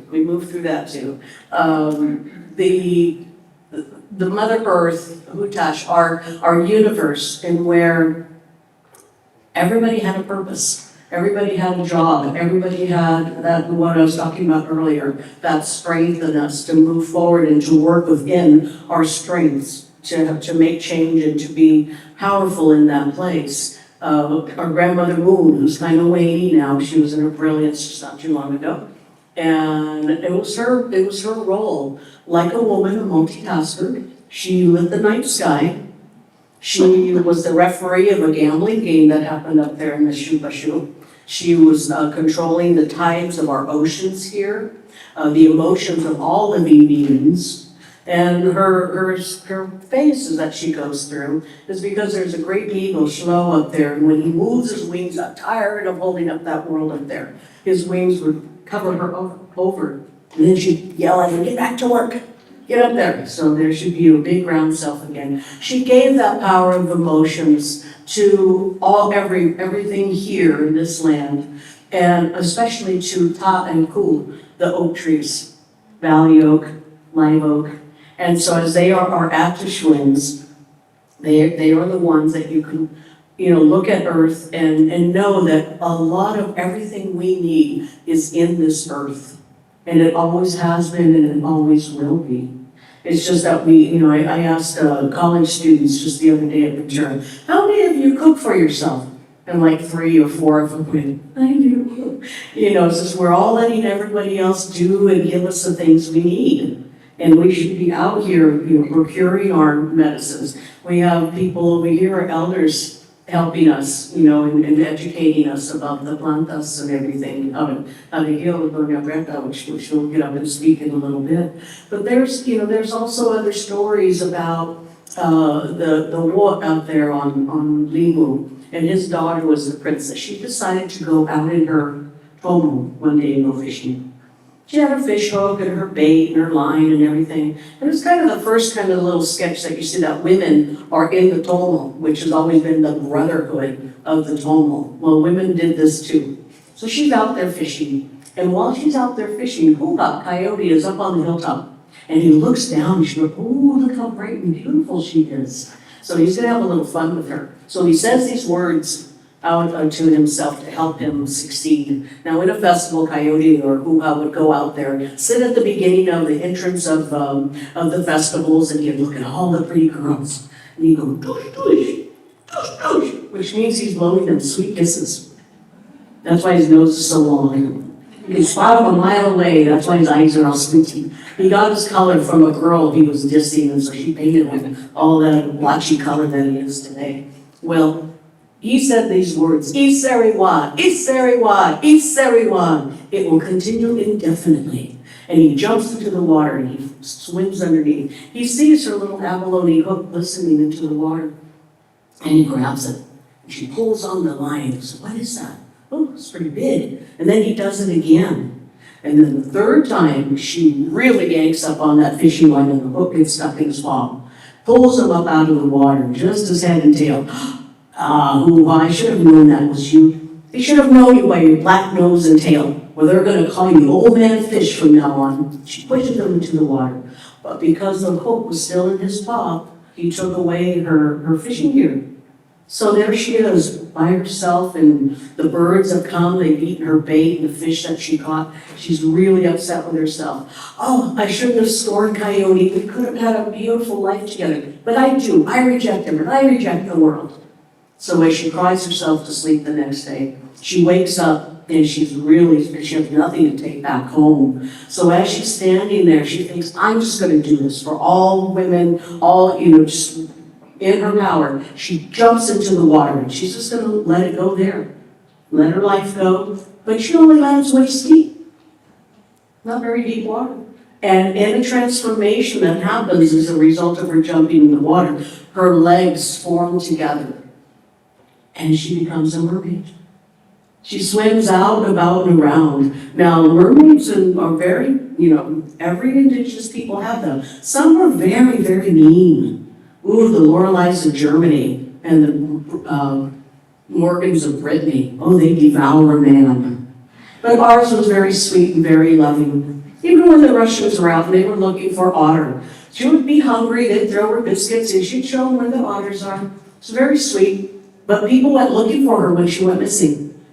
And the wolf out there, he sent Hawk, Bilek, flying over the sky. He sent Coyote's son along the ground. He sent Gopher underneath to see if maybe she was out there somewhere. But then the boys, they went out in the tomo and they heard this song. Woe is me, my beloved, my love will soften your heart. And that was the call of the siren. And as they told the uncle, said, oh, grandfather, come, you got to see. Well, she became, he noticed and recognized her, said, oh, yes, that's the daughter of the wolf. Well, she's become the mother of all this coral and sea snakes in the world. And she will live on the village or island of Halashot, which means victor or laurel. So we have all these indigenous stories about women. There was a song I was going to share, but it's not from our area, and it's in public domain, but I'll let that one go. But it talks about a young woman and her brother fighting.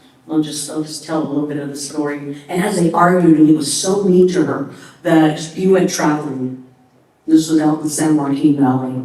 So she called upon the sun, and she called upon the earth. So as the earth spread way out to nothing, just no trees, no bushes. She called the sun down really far down, and he died of exposure and dehydration. But when she sang the song, he came back to life, and he was so sweet. He was so kind after that. Well, getting back to our culture, because we have, let me see, Paula, she's not there right now. Hey, Elena. Would you mind, there's a box between our two chairs under the table. We'd like you to bring that up. And if some of the young people who were helping us with the sage plants, I need probably about five of you, if you could come up. So, as I mentioned about Ta and Ku, the oak trees, when you see some of these oak trees that have survived the Thomas and the Woolsey fire and fires in general, they were charred. You thought that maybe they had lived their last breath on this earth from those fires. But now you see them years later, they're flourished. You can't even see hardly any scars on them from the fire because of their bark. Their bark was so thick and so protective. So one thing I thought that we could do, because the oaks, you can go, you can be with them. The oaks are stability, they're rooted. So we find ourselves, to get ourselves rooted, they are prolific, they don't need to have, they self-pollinate. They are weather guides, they tell us what the kind of weather is going to be for the year. It's longevity, strength, perseverance, everything that we need to be strong. So grow your bark. And we need to grow our bark to protect ourselves and move in that place. And also in that place of emotion where we can, just be kind to one another and know that yes, things happen, but if we protect ourselves, then, we don't absorb that. So we have a little gift from Ta that our beautiful helper Nancy did for us. And they're gonna take them out. Maybe Natty, you can hope they're not too difficult to take off their little, and off their little sharp cards there. So in the meantime, one of the songs that came from Limu, the great chief Tumamait-Stenslie, the people sang the song. Tumamait-Stenslie means very respected bear. So while they're doing that and passing those around, I'll do this song for you.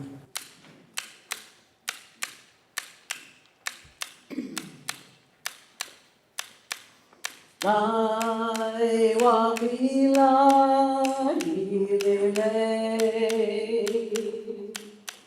lai wa wila hilele, lai wa wila hilele, lai wa wila hilele. Hai wa wila hilele, hai wa wila hilele,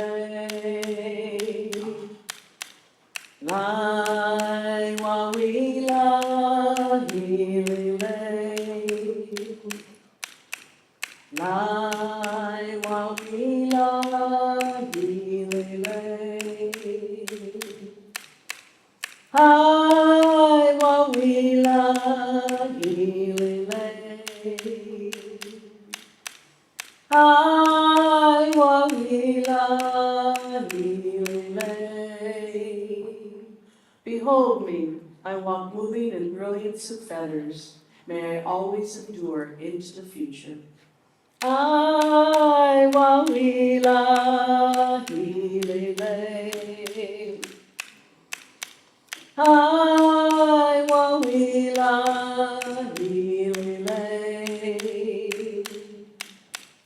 lai wa wila hilele, lai wa wila hilele, lai wa wila hilele.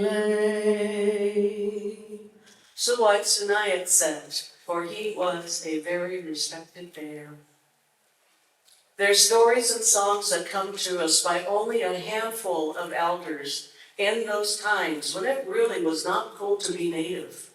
But yet they felt, and I really believe that at the time that they were asked, less than a dozen, that came through and just said, yeah, because this is important. Because when I go into the background of what the anthropologists put down there, There's not a lot. There's no women gathering songs. There's no women basketry songs when weaving. You know, there's a lot missing because they just were men out there interviewing people. And yet when women gave their stories, I really think that they did this and they were paid informants, but at the same time, they saw it disappearing. I read, you know, what are those songs? Or one song for rain and a prayer for rain. The translation means, you must go in your houses. It's raining. Get in there. Let it rain. I love it. I love that philosophy. Yeah, we're dissonant. Just get in there. So, you know, again, Fernando Librado gets about it. He was an amazing storyteller. He went everywhere. Or they would say, I don't know. There used to be a song or a prayer about that, but I forgot it. We forgot it. So this one song that Fernando Quetzalcoatl puts out, it's loosely translated as being created from the breath and taken to the other side. So what does that other side mean? Is it that change from being on the island to being created there and crossing over to a new place out here? Or is it that mission period? Because that's where he was. He was in that, same as my great-grandfather. And where, you know, what is that change? So whatever changes that we need to go through, that, you know, again, similar to what that man said on what Nettie presented, it's not what happens to you, it happens what's happening for you. You learn from it. We've all had experiences growing up in rural, you know, Ojai Valley, youngest of 7. I followed my elders and my brothers and sisters. 13, 14 years old. I was safe in the house. You know, after baseball games, we drank. I had my first contact time listening to the Beatles. So, you know, again, we all have these similar experiences. But I had the older siblings, and I always said to myself, I ain't doing that. So whatever you do, don't get married. Well, then what? You know, so I went to college, but education was not, they didn't care whether my brother and I out of the 7 were the only 2 to graduate high school. You know, so I'm self-perpetuated, my gifts, my goals, what I want to do, and where I do it in a way that, yeah, my mother always said, don't say you're gonna, because you plan, God laughs. So this song is about that change and how we go through it and how we accept the changes that come our way. And it is our attitude and our acceptance that helps us move through that change. Ya, ya, ya, ya, ya,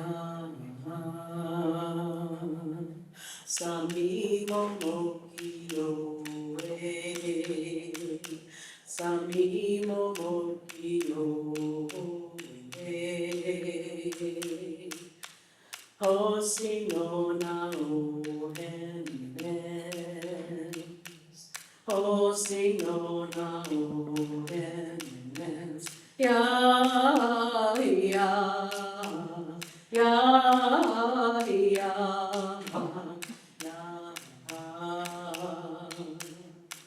Sami momokio e, Hosi no na o hennes, Sami momokio e, Hosi no na o hennes, ya, ya, ya, ya, ya. Ya, ya, ya, ya, ya, ya,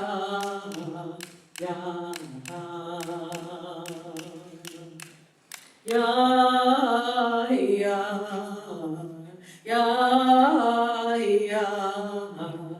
ya.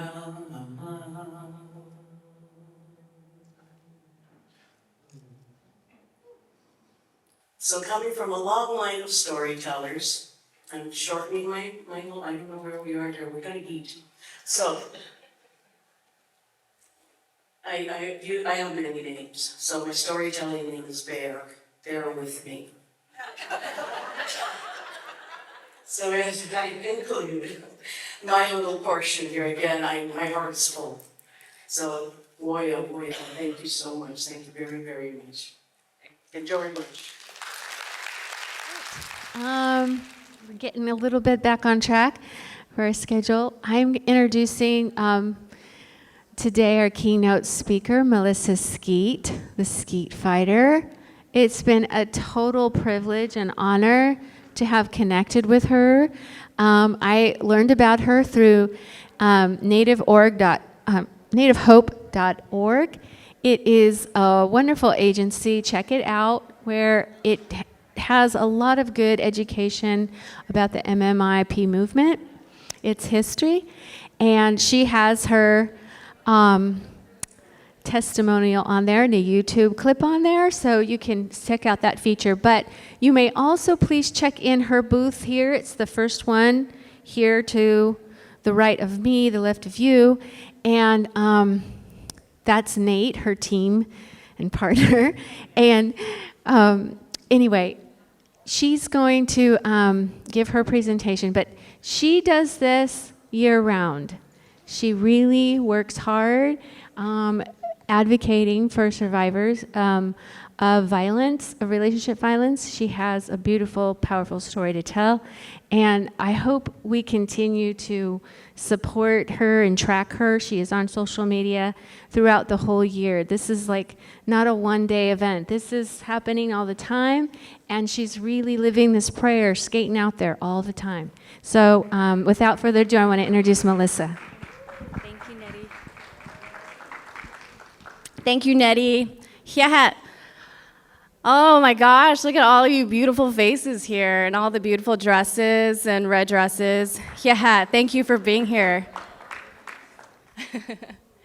So I'm going to tell you a little bit about my story of who I am. I'm just going to do an introduction. My name is Melissa Skeet. I'm from Arizona, northern part of Arizona. My story is, and this is actually a little bit of a story that I usually tell to law enforcement officers, special agents, advocates, forensic interviewers, even from the FBI, MBIA, you name it, every prosecutors within the criminal justice system. And I tell them my story to bring more awareness about myself, who went through trauma as a child, to generational trauma, and then being a victim myself in domestic violence and almost losing my life. And then saying my roller skates have a story to tell, because they do. So I am so glad to share with you all my story. I'm gonna go in depth. You might see some tears. If you cry, I might cry. If I cry, I don't know, you guys can cry too. I am Danette. I am from the Navajo Nation. I was actually born in Tuba City, Arizona. And this is me, about 2 to 3 years old. But before I get into this real quick, a little bit first, I'm gonna kind of back up. First of all, myself. So I actually am in victim assistance professionally. Outside of skating, I am a victim advocate, have been in victim assistance for about 14 years. I train a lot of law enforcement, special agents, forensic interviewers, prosecutors, all of them. So I've been doing it for a long time. I help victims of crime from domestic violence, homicide, sexual violence, human trafficking, sex trafficking, child abuse, you name it. I've been doing it for a long time. I'm a former federal victim specialist as well. So I still continue to do it outside of roller skating. So I did go to law school at one point, not to become an attorney. Sorry to the attorneys if they're here. I actually went to law school because I wanted to understand the confusing language that is used whenever there's a victim who comes into the criminal justice system and they have no idea what is going on. So they need that advocate, they need that guidance to help them through the process and through the system. So I went to law school to learn it. And then from there, it kind of just expanded. My experience and professionalism just kind of expanded. So, as you see myself here, that's not blood on my face. Every time I show this photo to like law enforcement officers or special agents, I'm like, it's not blood. So this is actually lipstick. I got into my aunt's little cosmetics bag, and I just started drawing all over myself, and I could not draw in the lines apparently in my lips, so I went crazy. So at this age, I went through a amount of trauma at this age. When I say that, I mean I saw my parents, mainly my father, abuse my mother, not just emotionally, but physically. And it was really, really hard to see that as a child because you didn't understand it. You thought that was the norm. And then the one thing I remember is my mom always telling me, don't talk about it. Don't talk to your family members about it. Just keep it in the family. I always wondered why about that. But I thought that, I thought my parents were like superheroes. I thought everything that they said was the right thing. So you're gonna hear me clear my throat a little bit because of course we just ate.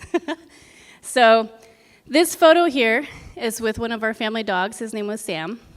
And about, 5 to 7 years old here. This was at the trailer where I do remember a lot of trauma. A lot of abuse took place in this home. And when I talk to special agents and law enforcement about what I went through here, I tell them exactly what happened from what I remember as a child. And I do remember my mom one time, she was crying, and she was grabbing my dad's, one of his speakers, it was like these huge speakers, putting them outside into the patio on our front porch. And I was wondering, like, the heck, what's going on? And she was crying. I hate seeing my mother cry. So seeing that, it was just putting pain to me, like, what happened? So she was just crying. So she is a tobacco chewer. She chews skull. I think, she kind of still does it till this day. And it runs in the family, apparently, but I guess I'm like the oddball out. I don't do it. So I remember she had her cheeks full of skull, like tobacco, and she was crying. Tobacco usually calms her down. Skull, that was the brand name. That usually calmed her down, but she was crying profusely here. So I was wondering what was going on. And I just remember hearing my father saying to her, I'm sorry, I'm so sorry, I won't do that again, I'm sorry. And she's like, no. Kept throwing his stuff outside, all his clothes, speakers, everything that belonged to him. I just stood behind, like in my room, and just left it. That happened a lot, to the point where I started having nightmares. Nightmares to where I would wake up in the middle of the night just screaming my head off. Didn't know why. I can't explain why I had those dreams. I remember just waking up. So my mom would sprint towards the room that I was in, grab me, and take me over to the living room. Like, she would sprint with me in her arms into the living room, sit on the couch, turn on the TV, and just shush me, and rock me. And she's like, look at the TV screen. And I remember watching the black and white Leave It to Beaver. So I'll never forget that. And so after that, it didn't get any better. Every single home that we went to and lived in, there was always abuse. Every single home, from my father pushing my mom from the chair. She was sitting in front of him. He shoved her. She flew back onto her chair, hit her head really hard, grabbed her by her ankles, and dragged her out from the living room where we were at into the kitchen. She grabbed onto the sides of the doorframe, trying really, really hard to grab onto the sides so she can stop my father from pulling her outside. He yanked her super hard, and he threw her outside. So that in itself, seeing that as a child, I was screaming. I remember screaming. After that, my mom came in, and she says, so my nickname for my family and friends back in the day is Mish. I don't still, till this day, don't know why they call me that, but it's Mish. So she comes over to me and she's like, Mish, little girl. She just called me little girl. Come with me and we're gonna go. I'm like, okay. I don't know what was happening. I was crying, I was screaming, wondering why my mom was crying. I get into the car and we drive off. And all I did was just sit there and watch my mom cry. I saw my mom cry a lot. So my childhood seemed like these pictures were like me being so excited. This was actually after a soccer game for AYSO. I don't know if there's any AYSOs. Yeah! Who's played soccer or your kids had played soccer for AYSO? This was actually after a game, and I remembered around this age just, yes, having fun as a kid, that seemed to overpower a lot of the abuse, but I feel like that's a lie. I remember more of the abuse from my parents than anything else. So, what do I know at this time? We normalized it because we thought my parents, what they did was okay. We'll easily forget about it. That was the thing my father thought was, they don't know anything, they don't know any better, they're just gonna forget about it. I heard that so many times. Not talking about it and keeping it quiet. Yeah, that was the one thing is we never talk about it. My mom used to always say, like, don't tell your relatives about where we live. I'm like, why? Just don't, okay? Don't tell them anything. Don't tell them what happens. I don't know if my mom actually went to the police department to report it. I don't think she did because she was embarrassed, heavily embarrassed. And tomorrow's a new day. This was the norm. Just forget about it. Tomorrow, you just go on and you live on, okay? Well, what does that look like? So what is actually happening as a child, I mentioned the nightmares. I'm admitting that I was a bully as a child. I used to bully another girl. And I thought, my dad does it to my mom, why can't I? It's right, it's normal. He normalized it, so why can't I do it? Anxiety or increased fear. I had bad anxiety. Till this day, I still have anxiety. I have ADHD. I just found that out, actually. Anger, increased aggression, depression. Going through high school, I had a lot of depression. Nightmares again. And, excuse me, what is actually happening as an adolescent? So as I got older, I was in high school, and I started to notice a bit of behavior with myself. I started to lash out a little bit more. I started to become, like, getting involved with relationships that I thought was okay, when in reality, those relationships were very toxic. I remember I had this boyfriend who would come up behind me, and you know, like the whole high school days where like they're behind you and they're like, you walk together like this. Oh, babe, shahart. And that was one thing where I remember he grabbed my stomach and he's like, you're getting fat. You need to lose weight. I was like, huh. He loves me, so I guess that's what I need to do. We played soccer together. I grew up as an athlete.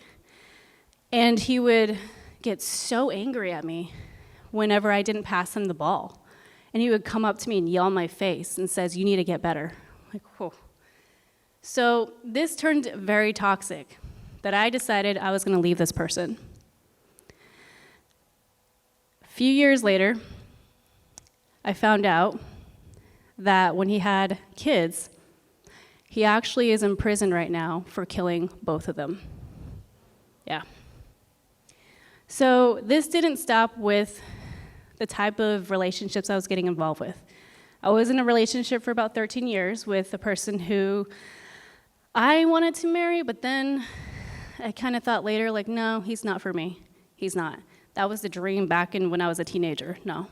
I was actually mirroring off my parents' relationship with this one. We were both not nice to each other. We were both emotionally abusive. And he was one person who cheated on me, and that's the first time I actually experienced cheating. So it didn't get any better. I was trying so hard to stay with this person because I knew it was right, because my parents did it, but it was not healthy. So finally, I left this person. Later, that's when I started to get involved with another person.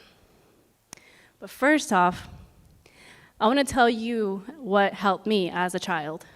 Sports, working out, school activities.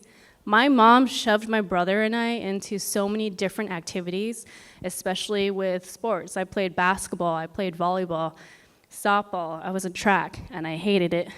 I am not a runner.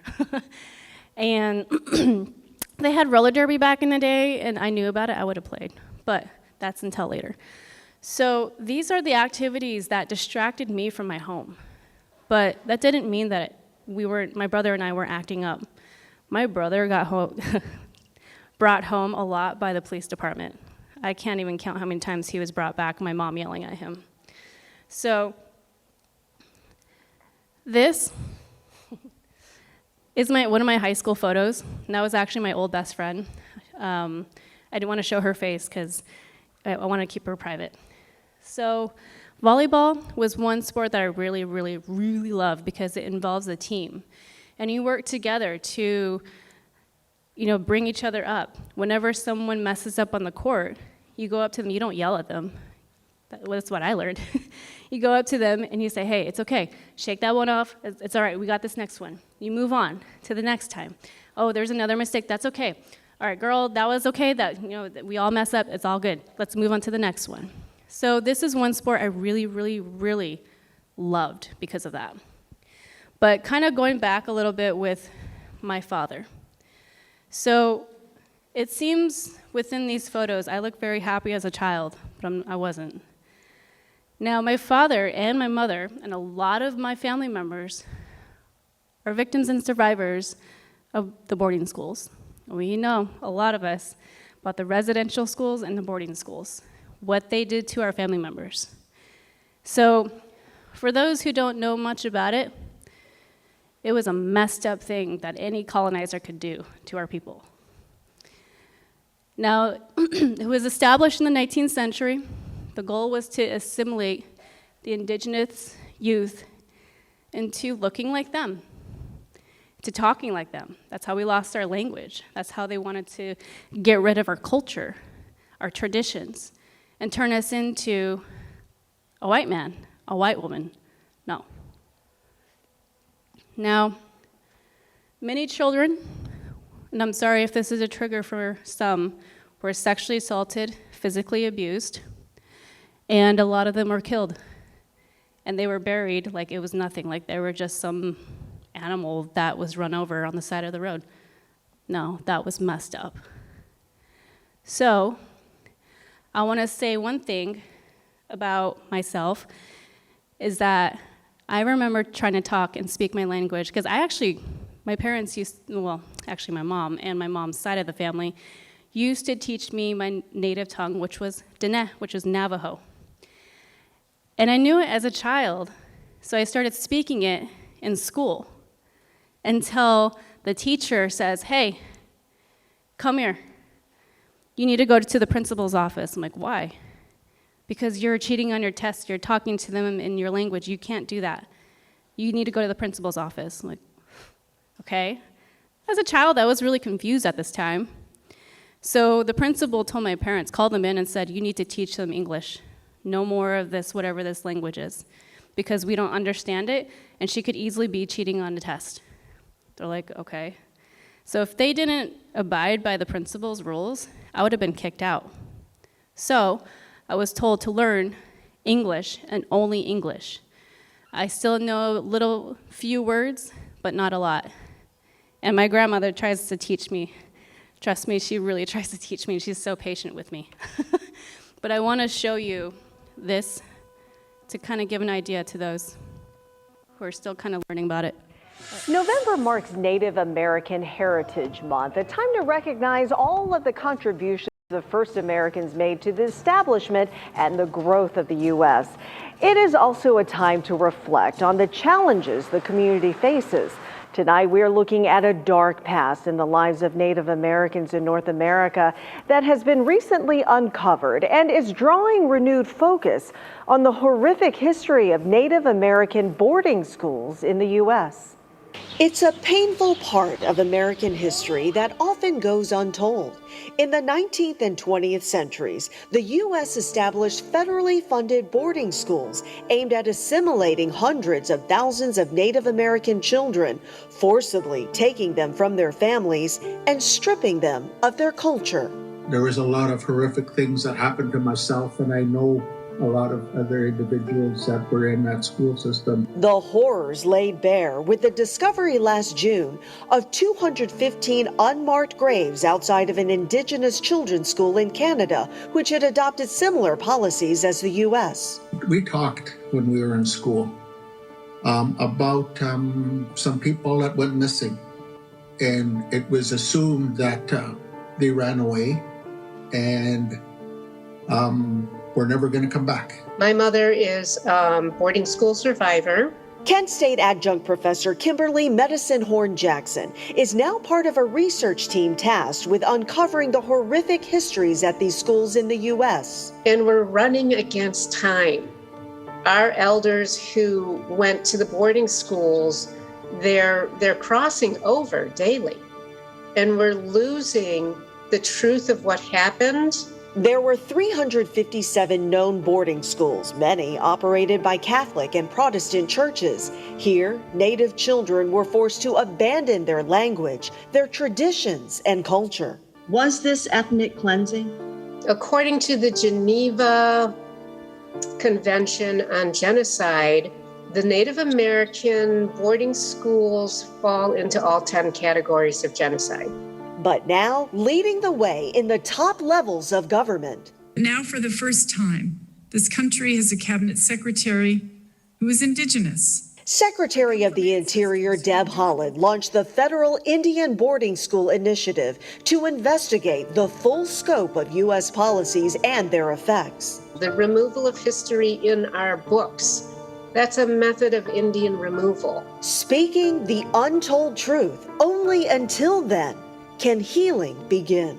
How can we ever heal? How can we ever do things differently if we don't take the time to listen to what happened? And just last week, researchers identified more than 50 Native children who died at a boarding school in Nebraska that closed in 1934. But they said the true death toll is probably much higher. So, generational trauma. Trauma that extends from one generation to the next. And this next video I want to play kind of hit me hard because it's pretty true. I didn't know growing up in an abusive family that, there's a history behind it. There's a reason why my parents are, my father was abusive. Should he be abusive towards my mother? No, of course not. That was not our ways back then. Colonization and all of that kind of brought on that abuse. And from what I learned, I didn't learn all of this until I got older, maybe till like my late 20s, 30s or so. And I started to learn all of this. And my father went through a lot, but as well as my mother. And that extends on to the family as well, and how I see a lot of trauma that is still hitting them in their heart. How do you heal from that? How do you move forward? How do you stop that generational trauma? And this next one, I'm gonna play.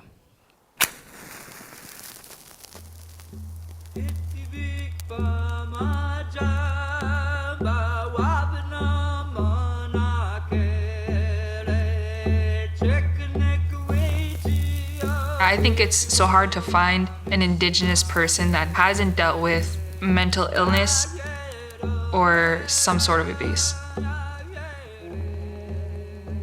That's within my DNA. I wasn't taught my Ojibwe language because it was literally beaten out of my great-grandparents. The things my ancestors went through, it's shown through alcohol abuse, addictions, non-stable families, toxic relationships. It's everywhere. That's the burden that Indigenous youth deal with every day. You're just born into it. Birthright.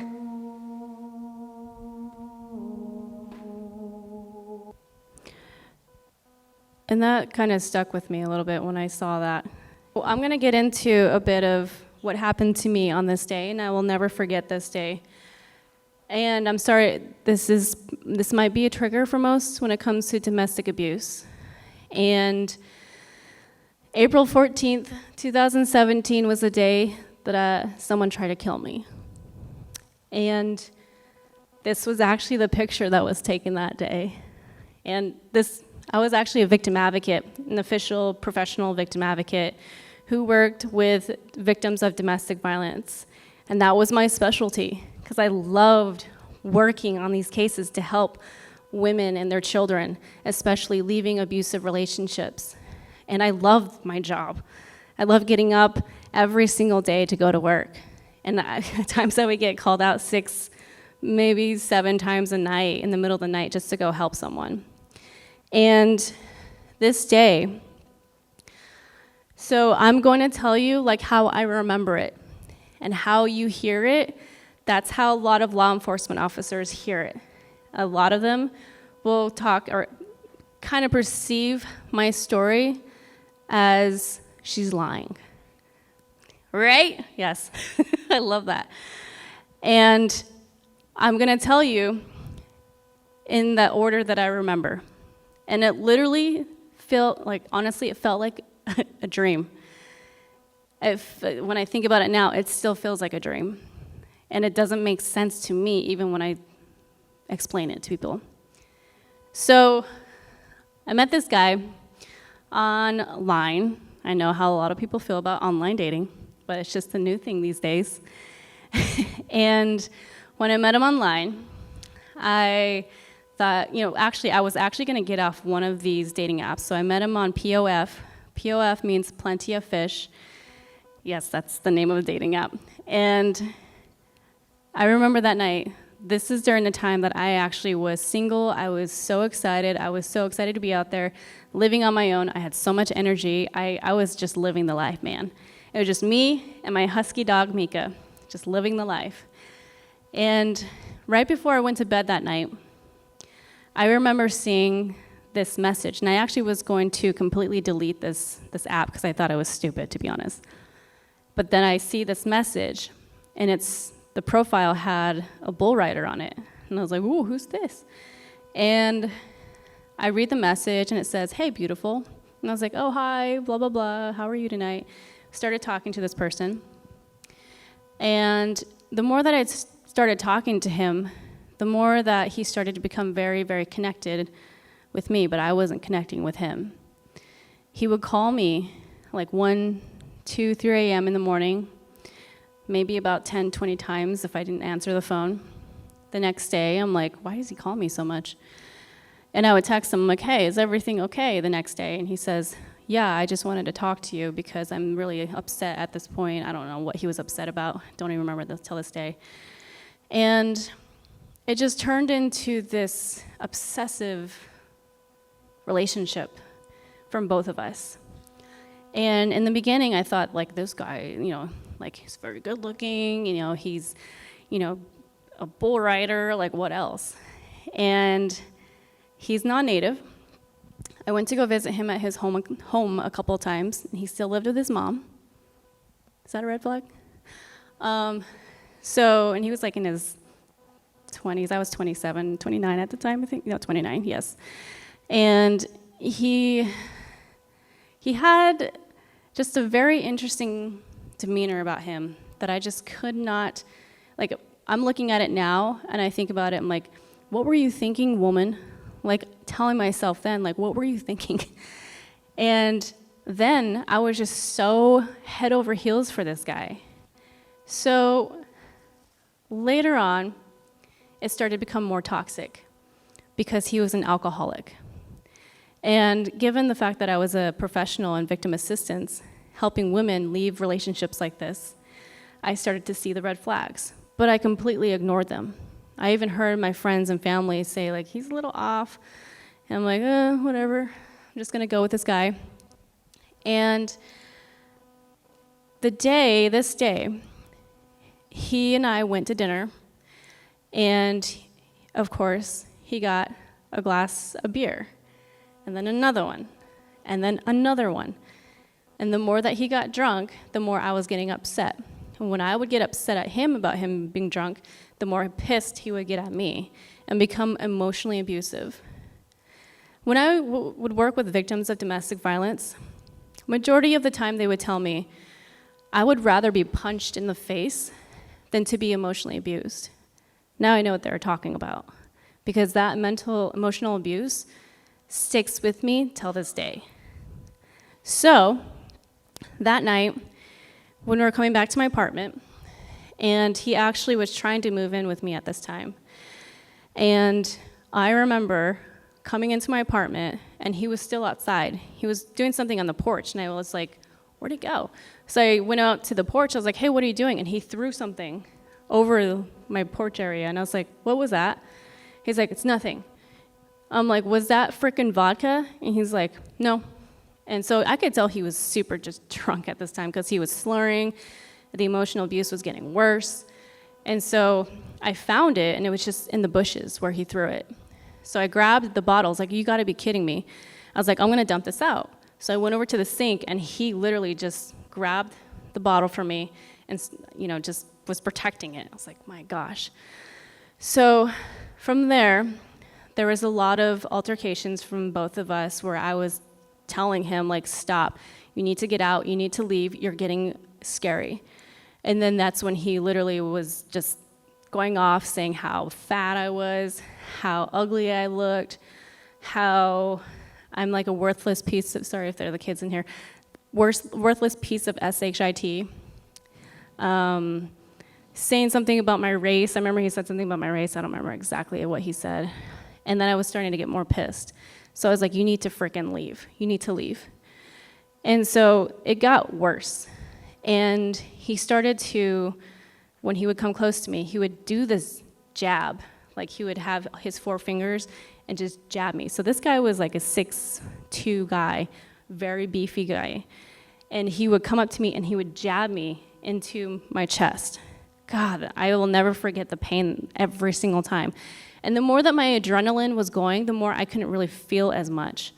So after this is when I started to have him, actually I shouldn't say have him, but he started to pick me up, and I'm short, he's 6'2", beefy guy. He would grab me and he would throw me across the room. So many times that I cannot remember how many times, to the point where I ended up getting a concussion. And I remember hitting my head a few times really, really hard onto the ground. There was another time where he literally pushed me, and I flew over the bottom part of the railing from my bed, and I flew back really, really hard. And then he grabbed me, threw me over to my closet. I was on the ground looking up at him, and he puts his knee onto my neck. And so he's a really big dude, so he's like pressing down onto my neck. You see my neck, it's really, really, really small. So this time I noticed I couldn't breathe. And then that's when I noticed I was about to die, when I saw my mom's face. So it just didn't get from here. I thought I was literally gonna die, and I knew this was gonna be the end for me. So he got up. It literally felt like a few minutes, but it wasn't. And it was probably only like a few seconds, which a few seconds can lead to death easily and instantly. So studies have found that when a person tries to strangle another person, their main target is basically to kill that person. So after that, he got up, got off of my neck, and I started coughing like crazy. And that's when I realized, like, he just tried to freaking strangle me. He just tried to freaking strangle me. So I got up, and that's when I could not move. I remember my body was just completely limp. I felt like air, like the oxygen was kind of moving through my body. Like, I didn't know what was happening at that time. Now, as a professional, I know what happened. So I got up, and I didn't know where I was. I remember I was just kind of like trying to figure out, like, what the heck do I need to do now? And he went out somewhere. I don't remember where he went. And I closed the door, locked it, and I locked myself in my bedroom. And he kept banging on the door to come in. And that's when he literally just shoved the door in, broke my door, ready to charge at me, and that's when I was trying to just defend myself. During this time, I was in roller derby. And because of this sport, it actually saved me to defending myself from this big guy. So anytime he would come over to me and do something to me to where he would like shove me or push me or grab me and try to throw me again, I would kind of shove him with my shoulder. And that's a move in roller derby. You kind of use your shoulder to like jab another player. So that's what I was using. So after this, I couldn't find my phone. Come to find earlier, he threw it out of the apartment. I wanted to call the police at that point, and I couldn't. So he went outside somewhere, and that's when I quickly got onto my laptop, tried to contact my mom. She was already asleep because this was about midnight. I contacted a friend who I knew was awake, and it was a guy. So I'm pretty sure for defense attorneys that would not look great on a case. So he was the only person I knew who was awake. Contacted him. He says, "Get over here as safely and as soon as possible with your dog." So I said, okay. So after that, that's when he came over, the abuser came over, saw what I was doing, grabbed my laptop, smashed it on his knee. So I had no other contact with or attempt of contacting anybody else. So after that, I quickly was just trying to grab whatever I could, put it in a bag, a random bag, and I got my dog, who was in the corner, just scared to death. She's my husky. Her name is Mika, and grabbed her, and I just started sprinting out of my apartment. And I didn't even know where my car was parked. I completely didn't even know anything at this point. My mind was just gone. And then I just lunged ran and sprinted out towards this forest that was nearby. And I kid you not, I was standing there and I was just shaking. Now what I do remember, and this is something I failed to mention, was that he would grab my wrist and squeeze it super hard to the point where I thought he was gonna break them. And then when I started crying at one point in front of him, he said, "Oh, you can feel. You do have feelings." So when the adrenaline was kind of still there but starting to come off, my wrists were burning so badly that I thought they were broken. So I ran because I thought he was chasing me. And when I saw that he wasn't behind me, I waited in that forest with my dog for a while. And I was just sobbing, crying. And then after that, I went to my car, hoping that he wasn't going to come find me. Went into my car and just drove off. And I went to the friend's house. He took photos of my entire body. I didn't want to go to the hospital at this time because I was terrified. I was so terrified because I worked with every single nurse and doctor in that emergency department. So I knew what they were going to do, and I knew what those nurses were capable of. I knew they were going to just spread rumors about me and talk to the advocates that I worked with. I knew what was going to happen. And I wanted to call the police. I did, but I was so flippin' terrified. So the next day, I went to see my parents. My mom was so scared for me. She came up to me and she hugged me because she was so scared for me. And I screamed at the top of my lungs because it hurt so bad for her just to hug me. Because my entire body was covered with bruises and scratches. My head was hurting from, hitting the ground so many times. So I finally went to the hospital because it hurt so bad. My body was just in excruciating pain. And when I went to the hospital, they said, we need to call the police. I said, okay. Talk to my boss, talk to the police. And you would think like, oh, happily ever after, right? No, absolutely not. I went back to work, told the coworkers who were victim advocates, supposed to be professionals, treated me like the utmost, just awful. I felt like crap trying to tell them what happened to me. They made me feel less of a person.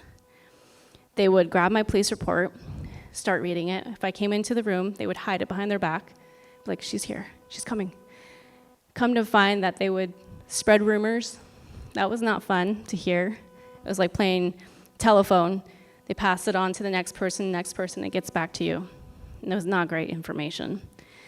And they said that I was the aggressor, that these victim advocates said I was the aggressor.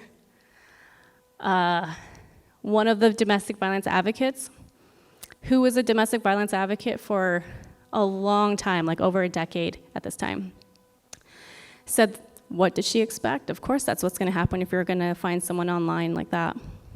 Like, what does she expect? I got a lot of this from these advocates.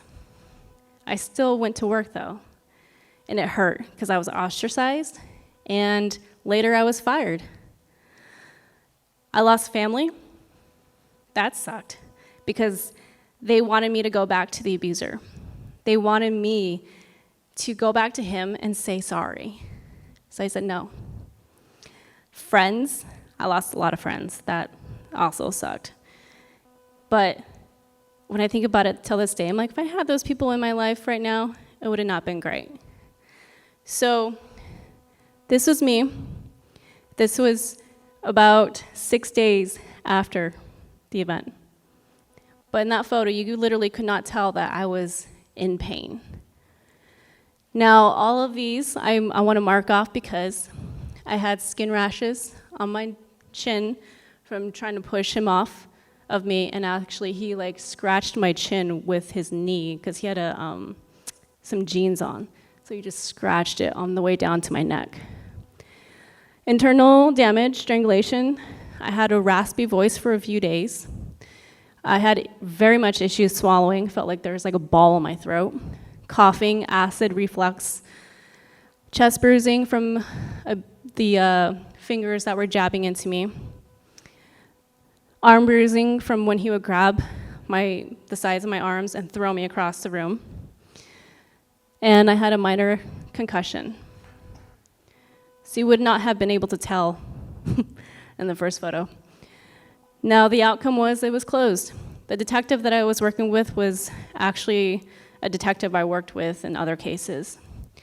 And I begged him for this case to be conflicted out. Like I had to beg them because I didn't want a prosecutor that I knew very well, that I worked with on other cases to handle my case. So finally it was conflicted out. They said it was a he said, she said case, and they closed it. The detective, well actually I asked him, I said, if I would have called the police the first time around when it happened, would I have been arrested? He says, absolutely. So this is where I'm saying that dual arrest should not be a thing in these kinds of cases. When a victim scratches the abuser as a way of self-defense, and the police officer comes in and arrests both of them because the abuser has a scratch on their face from protecting themselves, that needs to change. Policy with that needs to change. So what happened afterwards? I mentioned this. I did have PTSD and constant nightmares. That was not fun.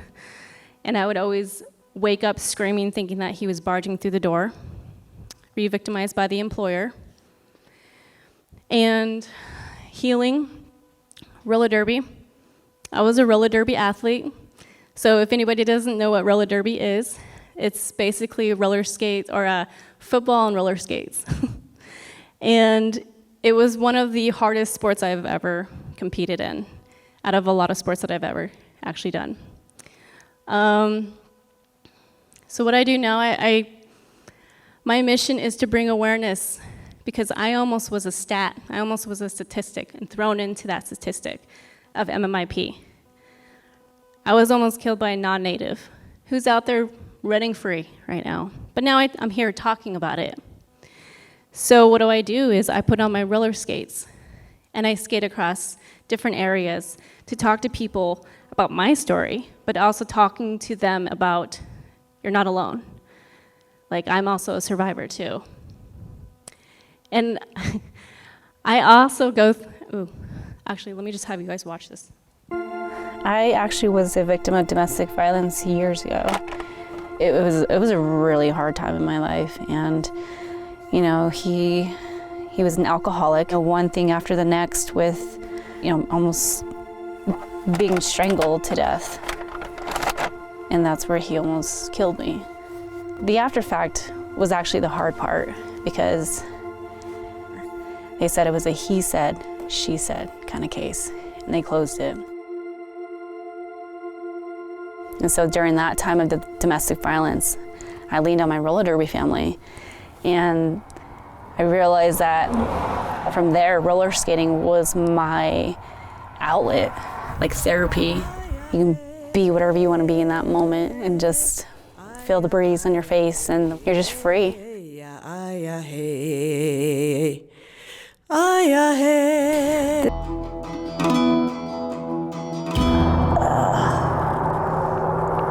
don't care what anybody thinks right now. I'm just like, oh.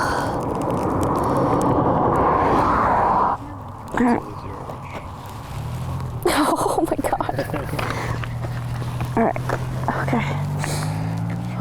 Want to call it for today? Or? I don't know why, but crap. Just let it out.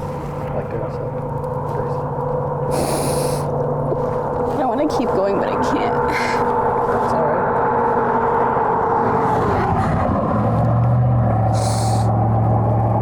Give it a few minutes. See what your body feels now. My body's so tired. Think about what you're doing though. Making a difference.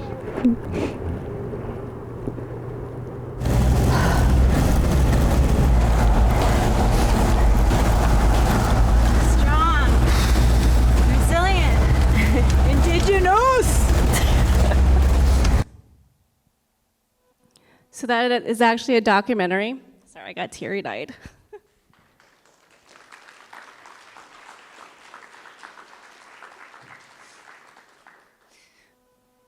I want to introduce my fiance, Nate. That was him on the documentary.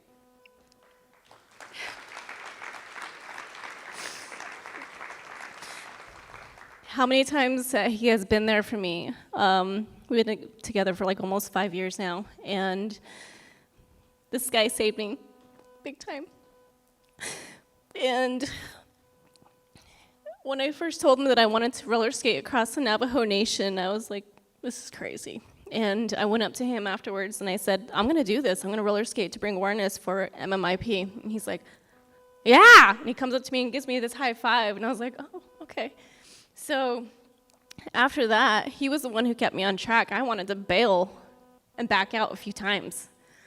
And he's like, no, we need to get this done, we need to get this done, and this done, and this done. I'm like, okay, oh my God.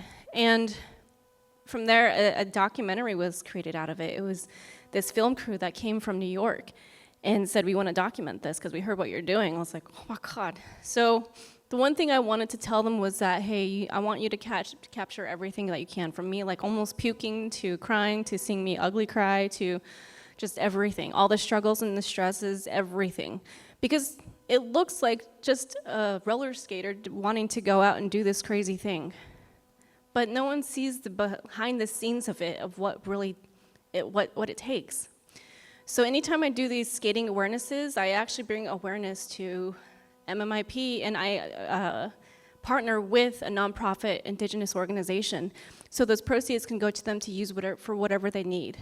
And my fiance, who he hates actually when I call him out, and He has been there for me through every single step with this. And he's even creating my website right now because we're going far with this. So, thank you, yeah. I actually want to mention these amazing ladies here. They actually saved my life. This is my roller derby team. It's my family. And no one knows how hard it is to be a roller derby athlete. It's very, very hard. And this is my pup, Mika. She's gone through a lot. She was actually abused by the abuser as well. I get emotional whenever I see her cute face. And she's right now being sassy with our dog sitter right now, so yeah.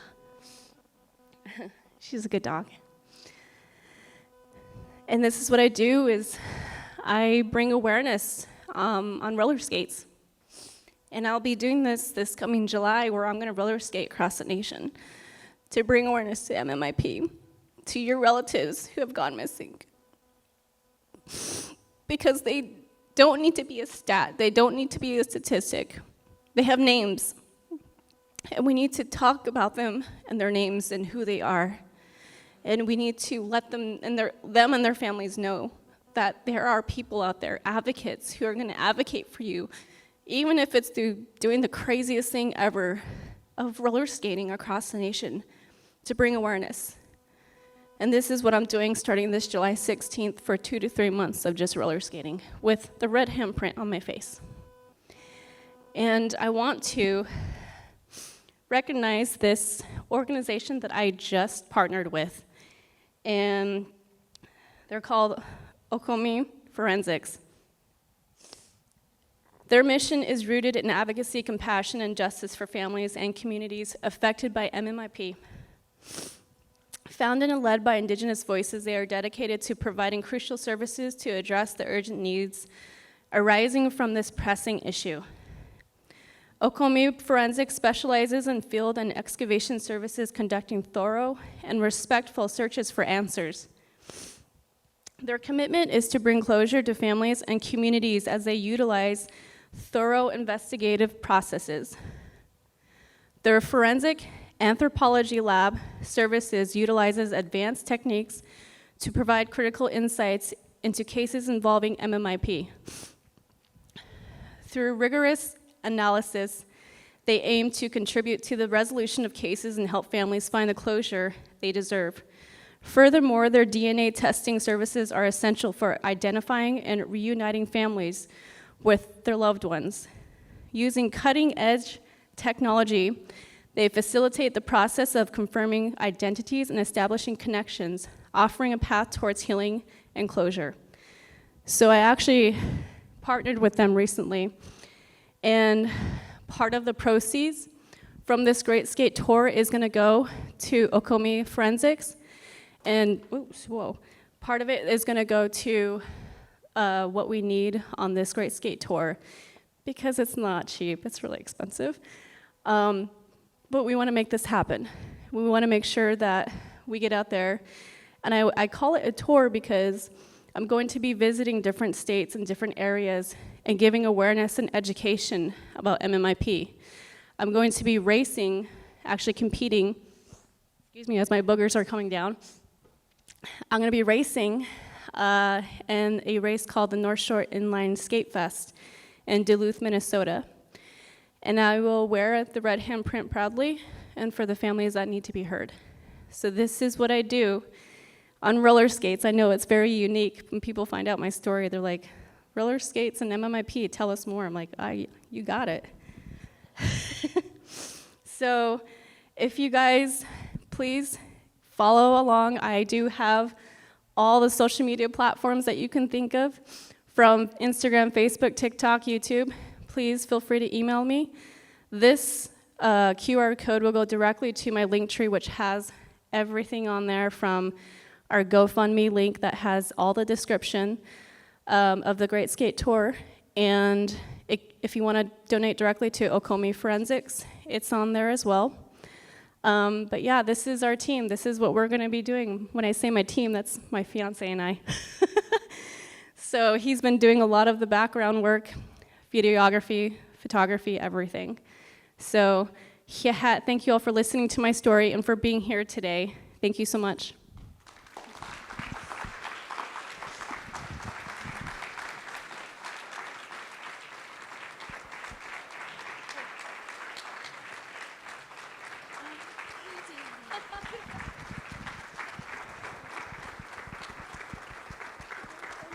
You did it. That's fine. It had to be that way.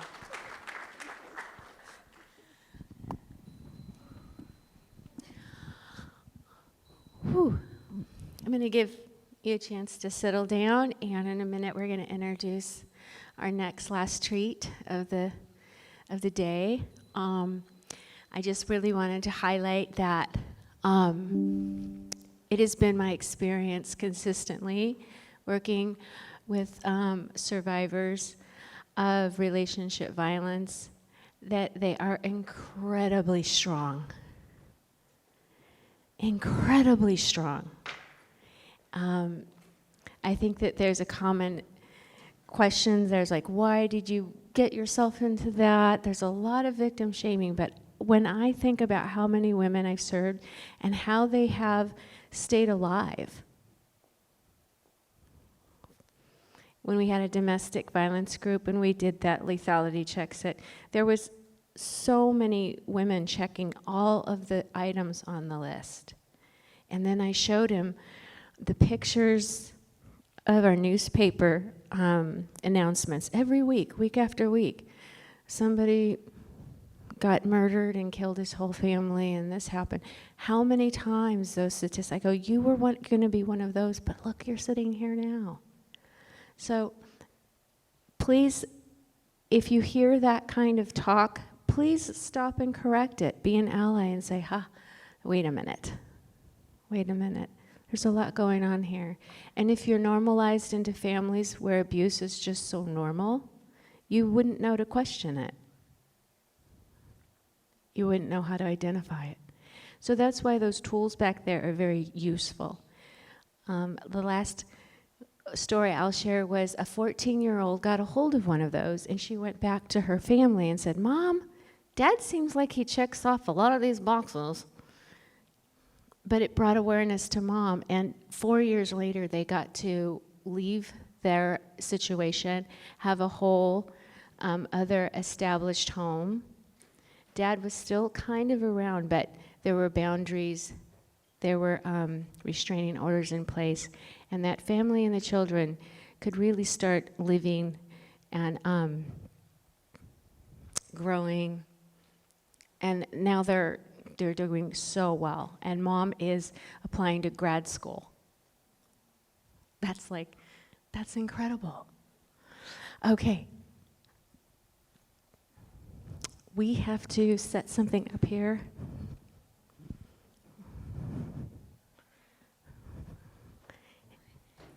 Okay. I'm introducing our next speaker, Doña Alberta Salazar, and she will have Claudia Lozano help her with her interpretation.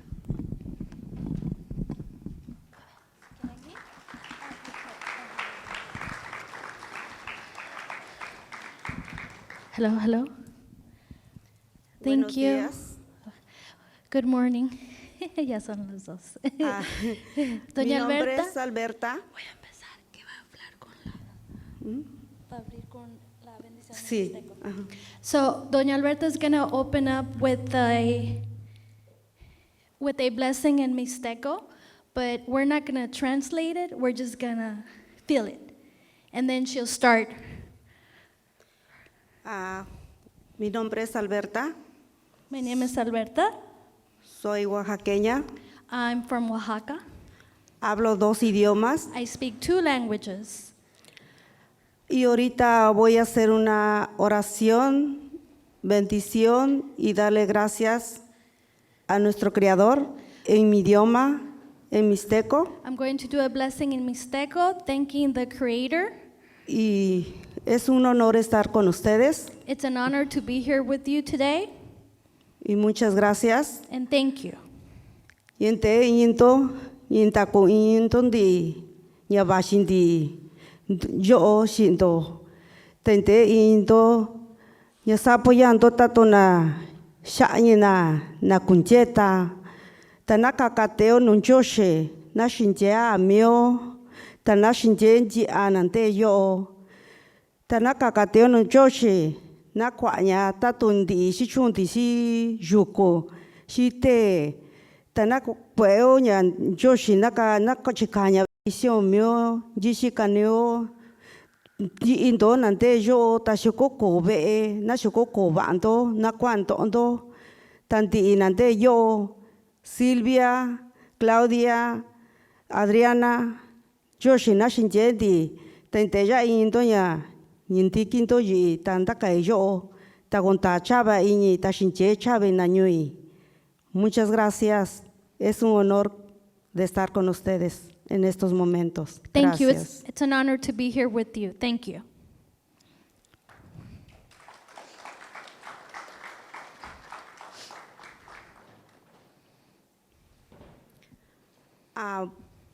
Buenos días o buenas tardes, ¿qué será?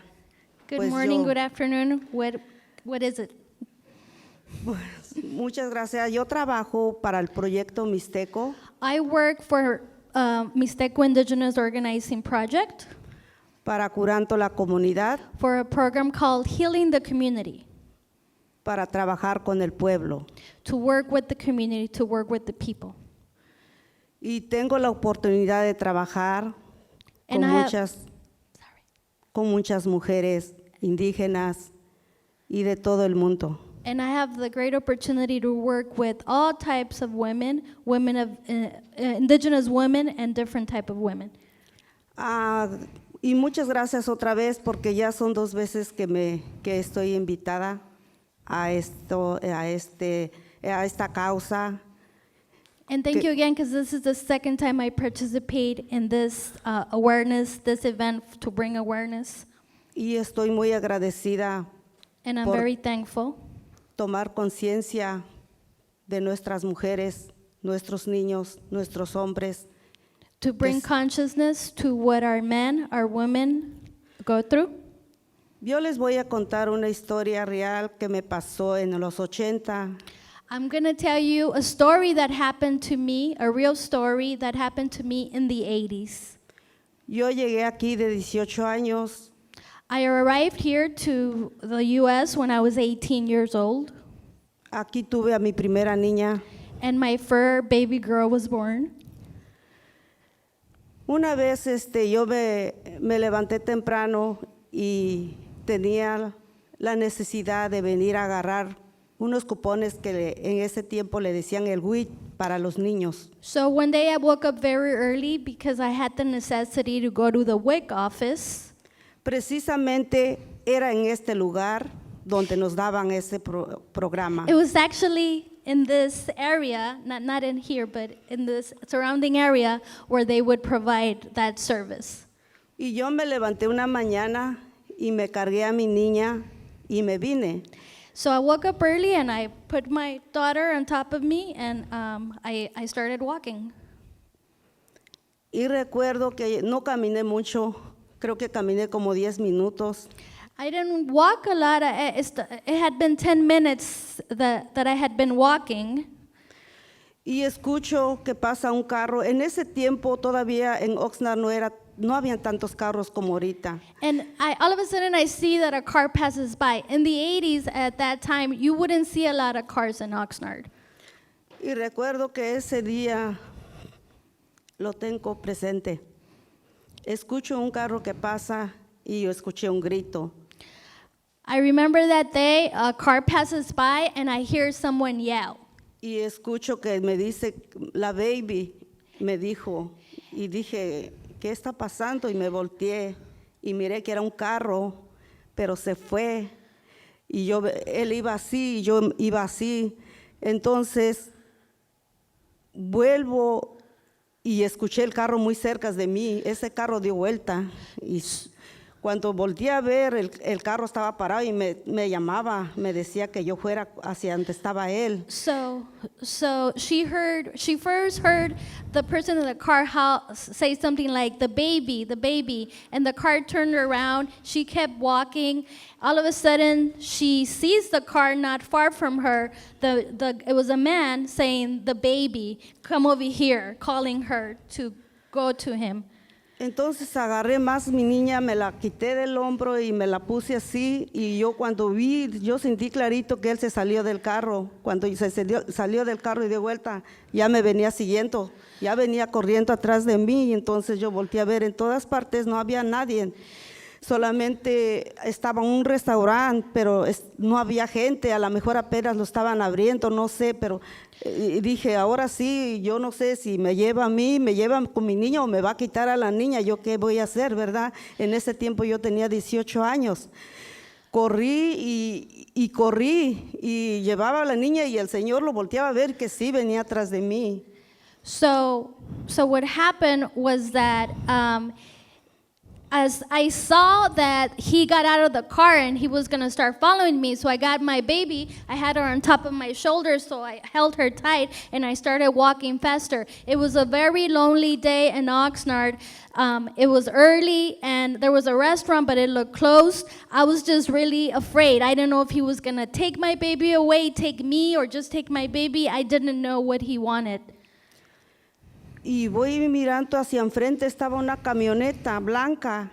Yo en ese tiempo, yo vengo de un pueblo muy pequeño, yo no sabía de policía, yo no sabía de nada, yo venía inocentemente, yo no sabía de nada. So I was really young. I didn't know much. I didn't know about calling the police. I didn't know anything, but luckily I saw a white truck in front of me. Ahora tiene uno un celular en la mano, puede uno tenerlo. En ese tiempo no, que yo me acuerde, no había, nadie traía un celular. Back then no one had a cell phone, so it was just me. Entonces yo encontré una camioneta y estaba un señor leyendo una revista, yo no sé qué estaba leyendo, y le digo, oiga, me están siguiendo. So I approached the white truck and there was a gentleman reading a magazine or something, and I told him, hey, they're following me. Me están siguiendo y me dice, ¿quién? Digo, mire, ahí viene, y sale el señor y le dice, ¿qué quieres? Dijo, ¿qué quieres? Y empezaron, porque era puro inglés, y dijo, ¿qué quieres? Y ya empezó a hablar con la persona, pero la persona sí me quería llevar a mí o a mi niña, yo no sé qué quería en ese tiempo. Entonces el señor dijo, ya después que se fue, pero no vi que llamara a la policía.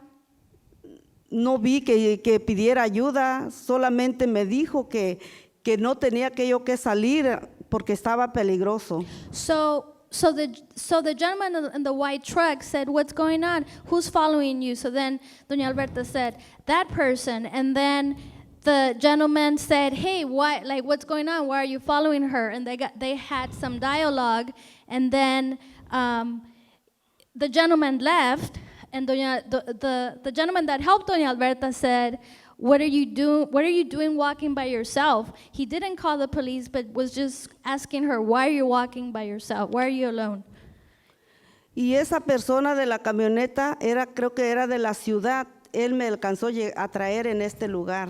So the gentleman in the white truck had a city job because he knew where to bring her, and he brought her to the WIC office.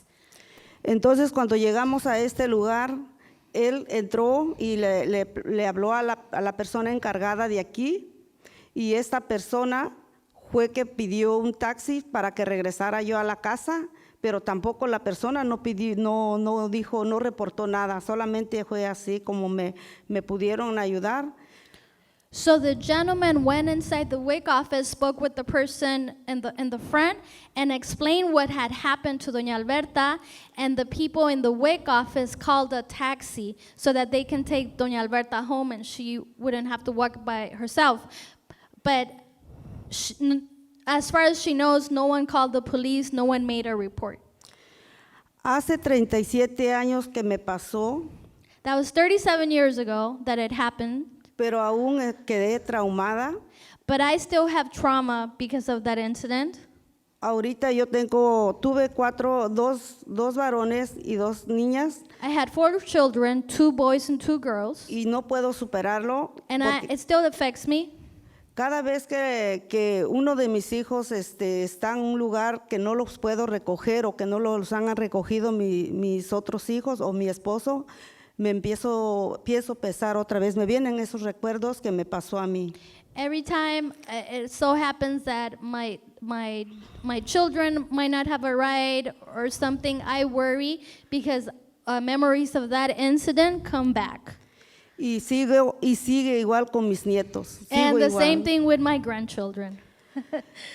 Y después de eso, pues fue algo muy triste para mí, porque después de aquí nosotros terminamos la fresa, porque trabajamos en el campo y nos movemos para San José, California. So after that incident, we had to move to San Jose, California, because the season of the strawberry had ended. So I moved with my husband and my daughter to San Jose.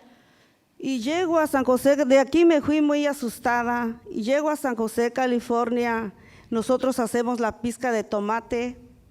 I got to San Jose very scared. We were there because we were going to be picking tomatoes. Llevo a mi niña. I bring my daughter. Y les conté a mi familia lo que me había pasado. And I told my family what had happened. Y me dijeron, ¿sabes qué? Te vemos muy asustada. Lo que va a pasar ahora es que tú vas a estar empacando el tomate y vas a tener a tu niña aquí en este lugar. You know what? They told her, you know what? You look very scared. We're going to move you. You're going to be packing the tomatoes so you can have your daughter near you. Pero hacía mucha calor. But it was too hot. En San José, California hace mucha calor, mucho zancudo. San Jose, California has a lot of algo it's muy just very hot and insects, and it's just too much. Después me encontré con una persona y me dice, ¿sabes qué? Dice, hay un lugar donde tú puedes llevar a tu niña a cuidar. There si at work, quieres. Sorry. Si tú quieres ir, te voy a dar la dirección para que vayas. There at work, I met someone who told me, you know what, I know someone that can take care of your daughter. If you want to, I'll give you the information so you can go. Agarro la dirección y nos vamos con mi esposo a buscar ese lugar. So I get the address and I go with my husband to look for this place. Cuando yo llegué a ese lugar, When I got encontré there, la señora I spoke with the lady. Y me dice, And she y le tells digo, me, oiga, disculpe, usted hace cuidado de niños, le digo. Me dice, sí, oiga, me dice, pero ¿me puede cuidar a mi niña? Le dije, dice, una vez vino una joven como tú, me trajo a su niño. ¿Ves aquel niño que está allá? Me dice, sí, le digo, el niño tenía como 5 años. Pues ella venía, traía a su niño y lo recogía y así estuvo por un tiempo, pero hubo un día que ella no regresó por su niño. so she went to see the lady and asked the lady, can you take care of my child? And the lady told her, you know, not too long ago, a young lady like you, your age, came, brought her child so that I can take care of him, and she would come and pick him up. And you see that child over there? That's him. She never came back. And the child was about 5 years old. Y me dijo que ella no sabía si la joven la agarró la migra o le pasó algo el camino porque en Gilroy, donde el campito que estábamos piscando teníamos que salir caminando, creo como manejando eso, era como 15, 20 minutos. Ahí no era una ciudad, sino que eran como ranchitos donde nosotros estábamos. So the lady said, I don't know if the migra picked her up. I don't know what happened. I don't know. Anything could have happened. The place where she works, it's like a ranch, so there's a lot of walking that takes place. And the lady just didn't know what happened to that young girl because she never came back. Y no se supo de esa mujer, de esa joven. No sé qué pasó, pero el niño quedó ahí. Yo salí de ahí corriendo con mi niña. Me fui asustada. Me salí otra vez de ahí con mi niña. Dije, eso fue mi historia real. Y hay que tomar conciencia por nuestras mujeres, porque no hubo un reporte, nomás no llegó, no se supo nada de ella. Y hay que tomar conciencia por nuestras mujeres, nuestros niños, porque We just don't know what happened to her, and it's important to bring, these are my stories, and it's important to bring consciousness. No police reports were made. It's important to bring consciousness because these things are happening to our women. These things are happening to our children. sí, eso fue lo que pasó y pues esa es mi historia. Cuando supe de ustedes que estaban haciendo este trabajo, me interesó mucho y quise venir a contar lo que me pasó hace 37 años y vivo con ese trauma todavía. Trabajo con plantas, trabajo con tés, con muchas cosas, pero todavía esa trauma la tengo. Cada que me atraso y no recojo a mis nietos o a mis hijos, me pongo me pega la ansiedad muy fuerte. So now, this happened 37 years ago, but, I work with plants. I work with modalities that heal.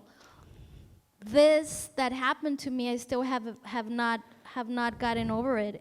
It still haunts me, especially when I cannot pick up my grandchildren or my daughter. Pues me pasó a mí. Ustedes nada más saben de mí ahorita porque yo lo puedo decir con ustedes, pero para saber cuántas mujeres de mi comunidad, mujeres indígenas que pasamos, que sí nos pudieron hacerla, pero nadie supo nada, nadie pudo ayudarnos porque nos ignoraron, pero todas las mujeres valemos lo mismo, tenemos el mismo valor.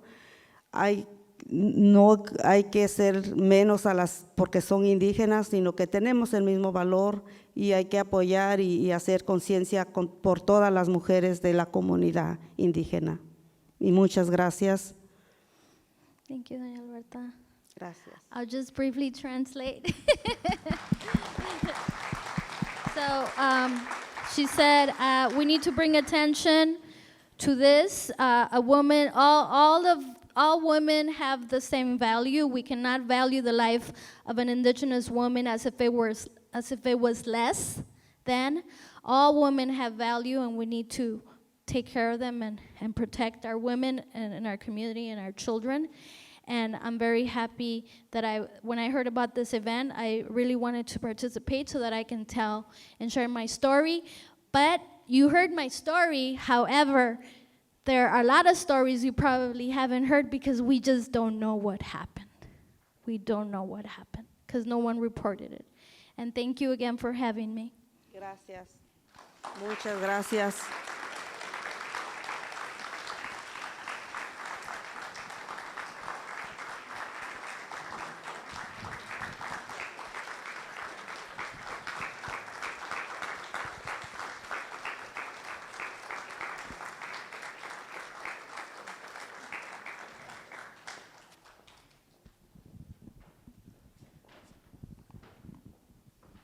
Okay, so this is kind of what it's like to be an empathetic witness to somebody's story.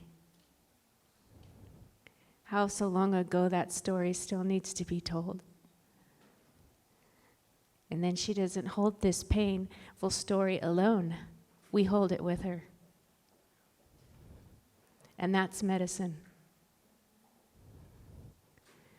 And I hope you guys take this example and keep doing that in your circles and in your communities. just like that. Take some time to tell these stories and heal with each other. It's important that we do take that time to do that. And I'm so honored that Doña Berta did that. So honored. I'm gonna just ask Elena and Rios to come up, and Julie. They have the next segment. But Elena, I think I want you to say something about our little root relatives that are on the table. And then Julie will come. And Jules, this is your time too, yeah?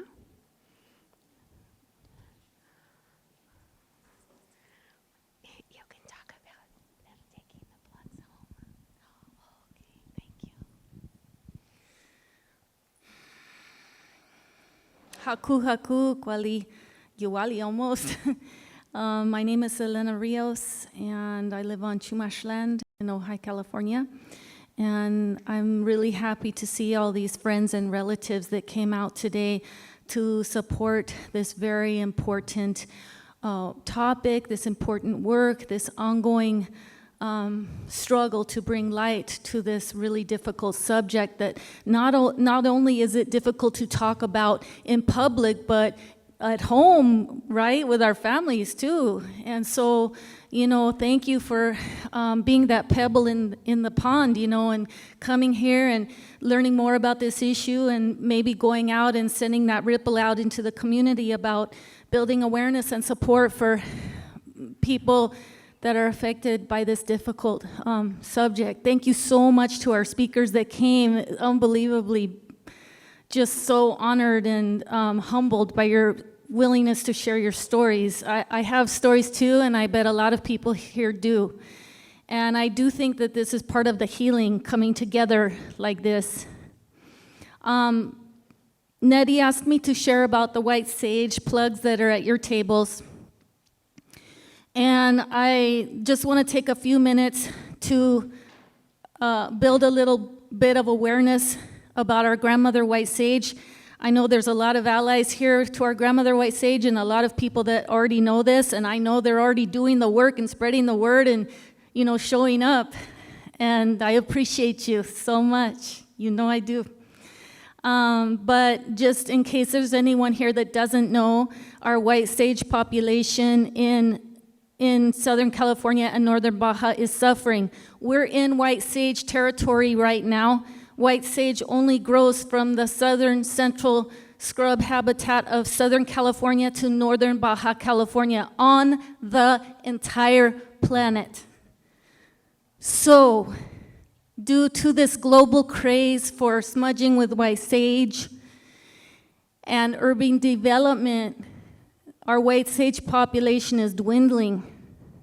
And if we wait for the government to declare it an endangered plant, it's going to be too late. And even if they do, how do you even police that, right?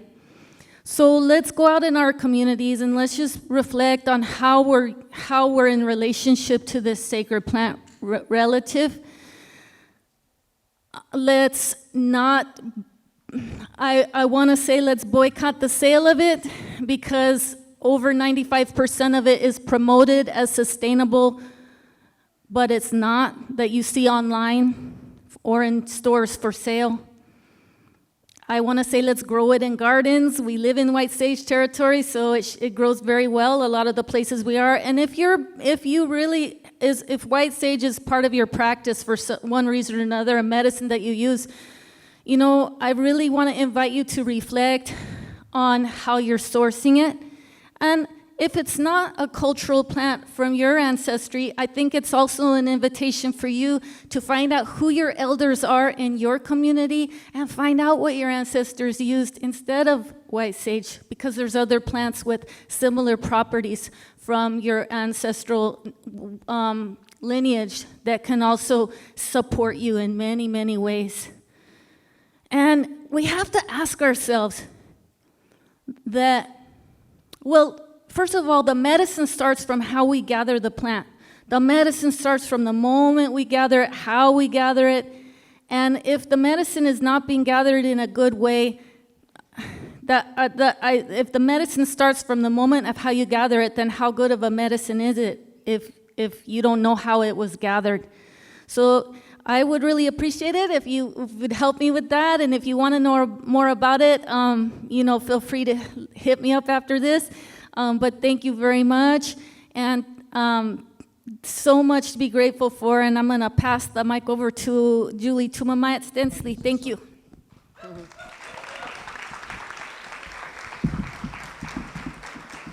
Thank you, Elena. I know it's so important where everybody wants healing, but as we know, around the world, there are not only keystone species, but there are equal plants that serve humans around the world that are just as valid. And just to be a little harsh, how can people expect to be healed by a plant that's been raped out of the earth and then sold to you? So we have to be careful how we're doing these, and where we all need healing, there are so many other ways to do it. I am here at this moment to give recognition to how these events come around. How are they formed? How are they put together? What is the elements that inspire, and where we've discussed so many things. And we know that the tragedies of what we're here and witnessing today are generations and generations and generations old. But now it's just coming to light. So I thank Creator for giving, as I mentioned earlier, that power of the sun and the earth and just the energy getting up behind people and pushing them forward to do and to move into action. So I start with my inspiration from being out in Monterey to my cousin's Red Dress Day last year in Sand City, Marianne Carbon and my cousin Terry. So I was there, I came home, got inspired. So this is just like a seed or a pebble in the water, setting the energy and the motion forward. So where it goes from here, we're not really sure, but it's going to go. I just know it. Someone here is going to get that inspiration. I want to start with River Galando, who made the event flags, helped picking up and transporting items. There's a lot of people to list here. That's why I'm reading it. I have to read it. I can't remember everybody. There's so many people behind the scenes, and it just isn't one or two people. There's, let me just keep going. Be quiet about that. Nancy Martin helped with the Two-Spirit LGBTQ info board and acorn necklaces. Laura Macias helped with bringing coolers, ice and drinks. Maria Lemus helped with plant centerpieces. Cecilia Mayorga helped with Nettie with bookkeeping and budgeting. Ariel Vaughn helped with red dresses, preparation and display. Marky Seabaum helping with the t-shirt and selling booth. Retrieving surveys. Alyssa Gonzalez helped create the event program, helped with the signs and the sign-in table. Asia Brewbacon helped with collecting surveys, helped at drink station. Cindy Harvan helped create the red dress centerpieces. Nakaya Mendoza helped create info board displays. Tanya Nunez helped with red dresses. Veronica Vila helped with drink station and tea making. Olo Aparicio and Brothers plant centerpieces. Carrie Childs and Whitney from Patagonia helped with the borrowed mannequins. Growing Works Nursery donated the sage plugs with help from Antonio Sanchez. Ooh, then I gotta go to the other one. It's a long list. Claudia Lorenzo helped with Elder Doña Berta. Cristina Montoya helped with the video from Monique Lamon. Michelle Sevilla came in person, was here earlier, representing the office of Assembly Member Steve Bennett. Recognizing other supporters, Wishoyo Alvitri for our logo and our flyers out here. Leo Martinez printed those t-shirts. Aurelio Ocampo Garcia's catering. And our venue here, the Oxnard Performing Arts Center. Elena Rios, Margaret Loki, Barbara Savage, all from the fiscal sponsors from the Tribal Trust in Santa Barbara. And thank you to our presenters, Melissa Skeet, Dr. Barbara Bain, District Attorney Eric Nasarenko, and Laura Hernandez, and Doña Alberta Salazar. Now, I'm going to thank you now because you're coming up after me, Helena. Helena is going to bring up her group. Annette Mendoza and Senator Monique Limon, who really regretted not being able to be here today. She had other commitments, but very committed. I don't know if anybody were able to hear her presentation that she gave. So again, there's people, and we're appreciative of those who couldn't make it today and so wanted to or had to leave with other commitments. It's a very busy time right now. And so we move in this place of true gratitude and a horrendous heart that is kind of doing this both thing of being, just honoring and sadness because of the story that has so many fractions and pieces to it. So whichever direction our hearts take us and our mind takes us and our spirit, to remember those personal. There was so much energy and so much emotion here, but let's just try to pull in and inward, but yet embrace each one of us. And as Elena will come up and do her song, that we just embrace this time with the music and that heartbeat, that drum beat that brings us into solidarity as we are in this moment. So I thank you all very much for your participation and your attendance. Thank you.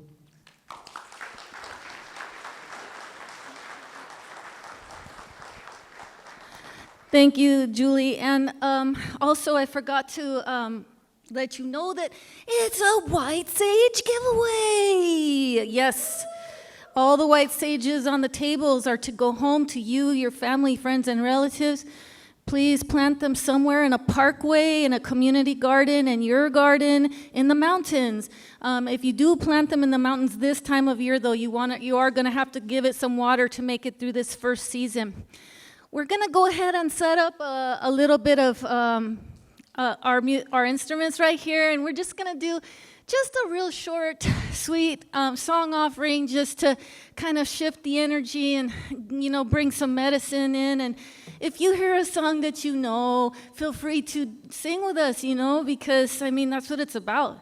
And I wanted to mention, while these guys are setting up the music, that even though I talked about the human relationship to the white sage and the human impact, the cultural impact, let's not forget the ecological impact to our pollinators, our birds, our butterflies, the deer, the quail, all these animals that are in relationship. And remember that when one thing happens to something in nature, it happens to another thing in nature, and there's a continual effect. And so, yeah, thank you very much.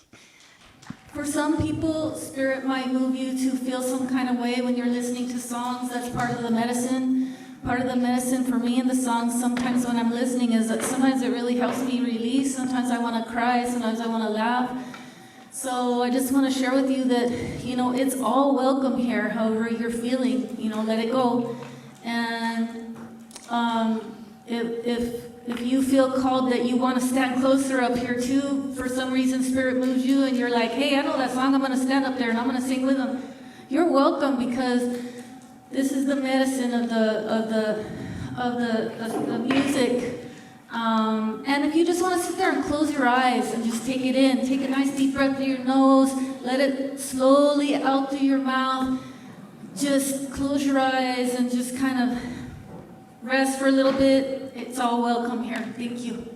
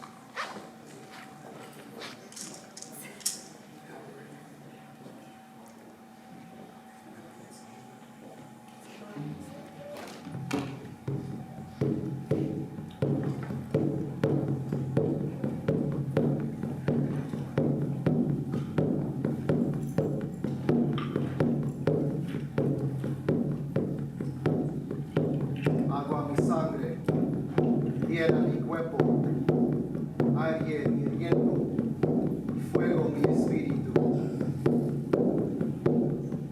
Earth my body, water my blood. Earth my body, water my blood. Air my breath and fire my spirit. Air my breath and fire my spirit. Earth my body, water my blood. Earth my body, water my blood.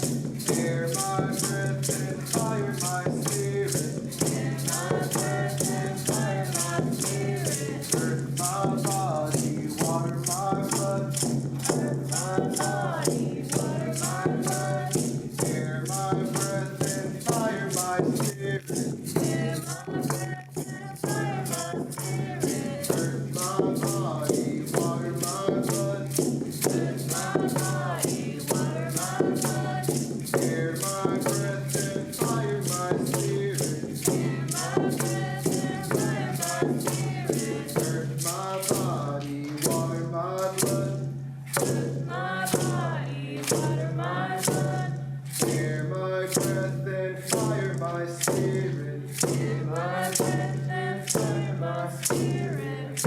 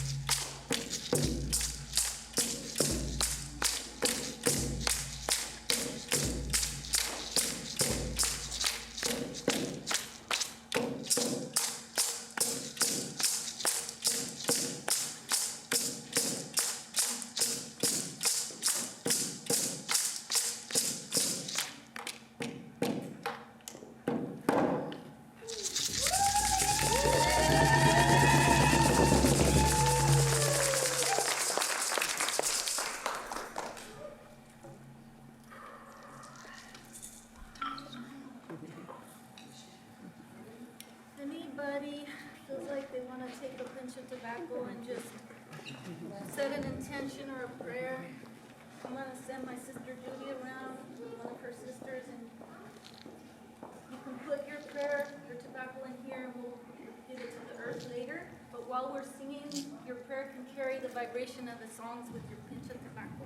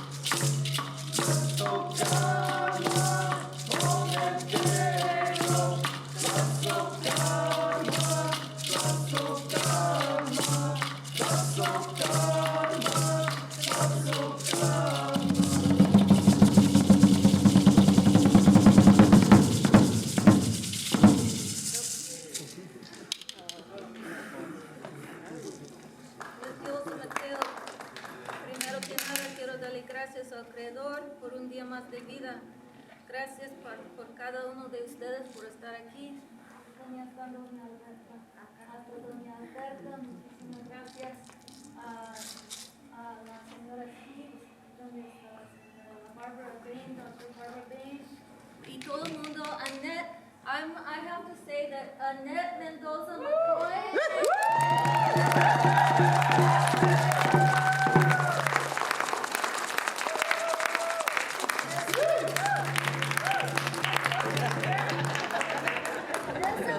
Would not have been possible without the hard work of this person.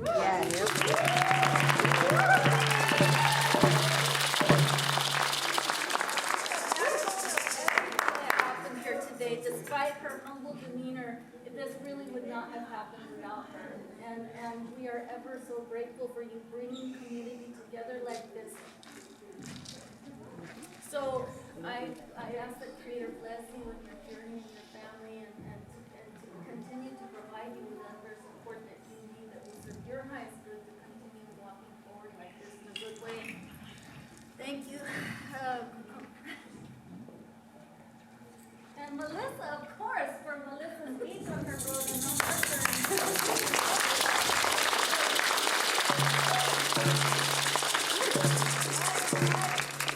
I know that there's a lot of cultural workers here today. I see many faces that I recognize, many people doing this work, and it's really a beautiful thing to support, see everyone supporting one another. And thank you to Leo too, and Aurelio. Yeah. You're welcome. So, bueno, pues con el permiso de Dios y con el permiso de las ánimas conquistadoras de los cuatro vientos celestiales Mateo, and I just want to quickly give these guys a chance to say their name and introduce themselves. María Lemus Maldonado, descendiente de la gente purépecha. Agradecida de estar aquí en Oxnard, thankful of being here in Oxnard, thankful for my husband and my chiquilla, my semilla, thankful for Elena, and all of you that are here. Thank you. It makes me excited. So, gracias. Thank you.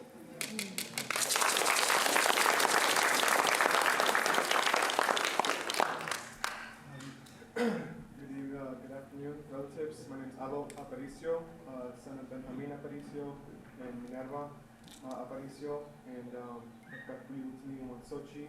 I just want to, thank all the women in my life, all the women that have cared for me. I just want to thank you all, and the women, the backbone of society. I just want to thank you guys and for all your healing, all your teachings, your patience, and I'm thankful for all of you guys, all the organizers, all the ones that spoke. Prayers and healing to you all. And with that being said, hope you all get home safe. Thank you.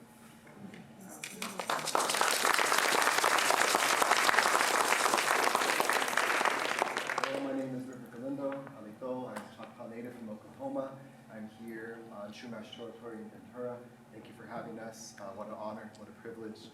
And the workload doesn't seem so heavy seeing all you beautiful people here taking it forward and keeping this conversation going. And I'm here to support and spread more love. So thank you.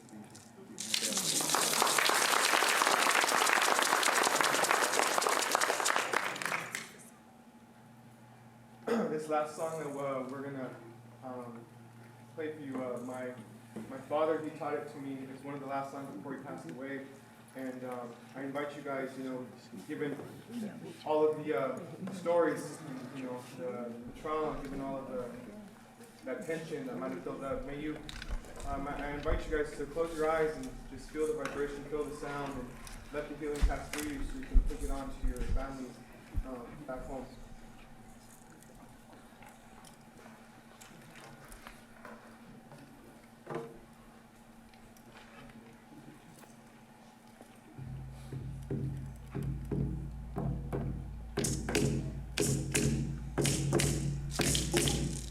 Oh,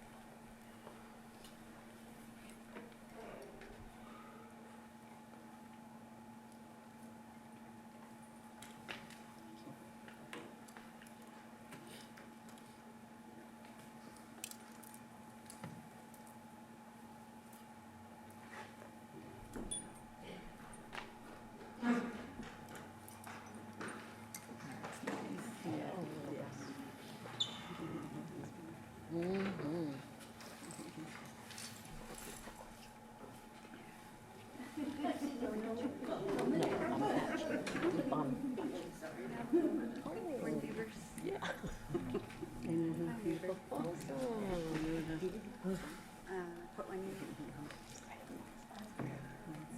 I can pull myself away.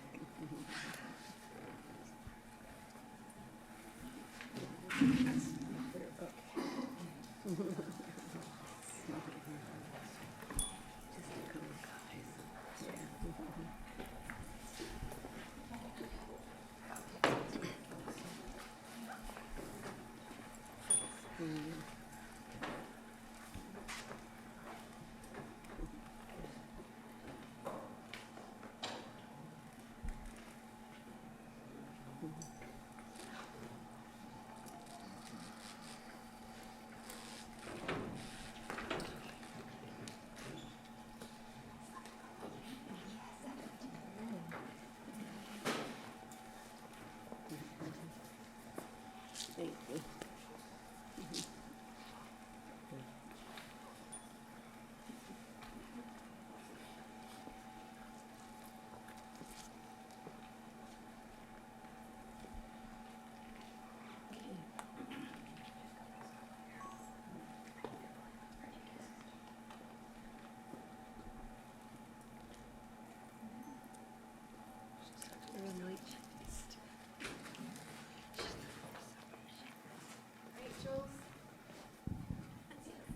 Yes. Oh, as we end this day, it has been such a journey. And again, with creators, giving us challenges, and we overcame them, and we just kept pursuing and walking through, and one step at a time, and with much gratitude again. It'll always be remembered, everybody who participated here today and moved that energy forward. So Creator, we ask that you watch over us on our journeys, those that have traveled far, to take care of us, watch over us, give us that strength.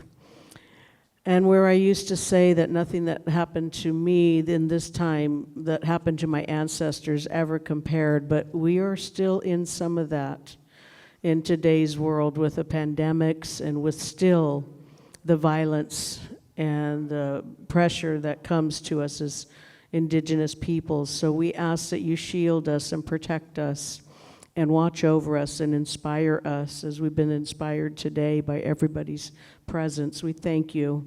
So with this day, to all our relations, we thank you. And thank you, Creator and ancestors. through all our relations. Kiwanan, which means goodbye for now.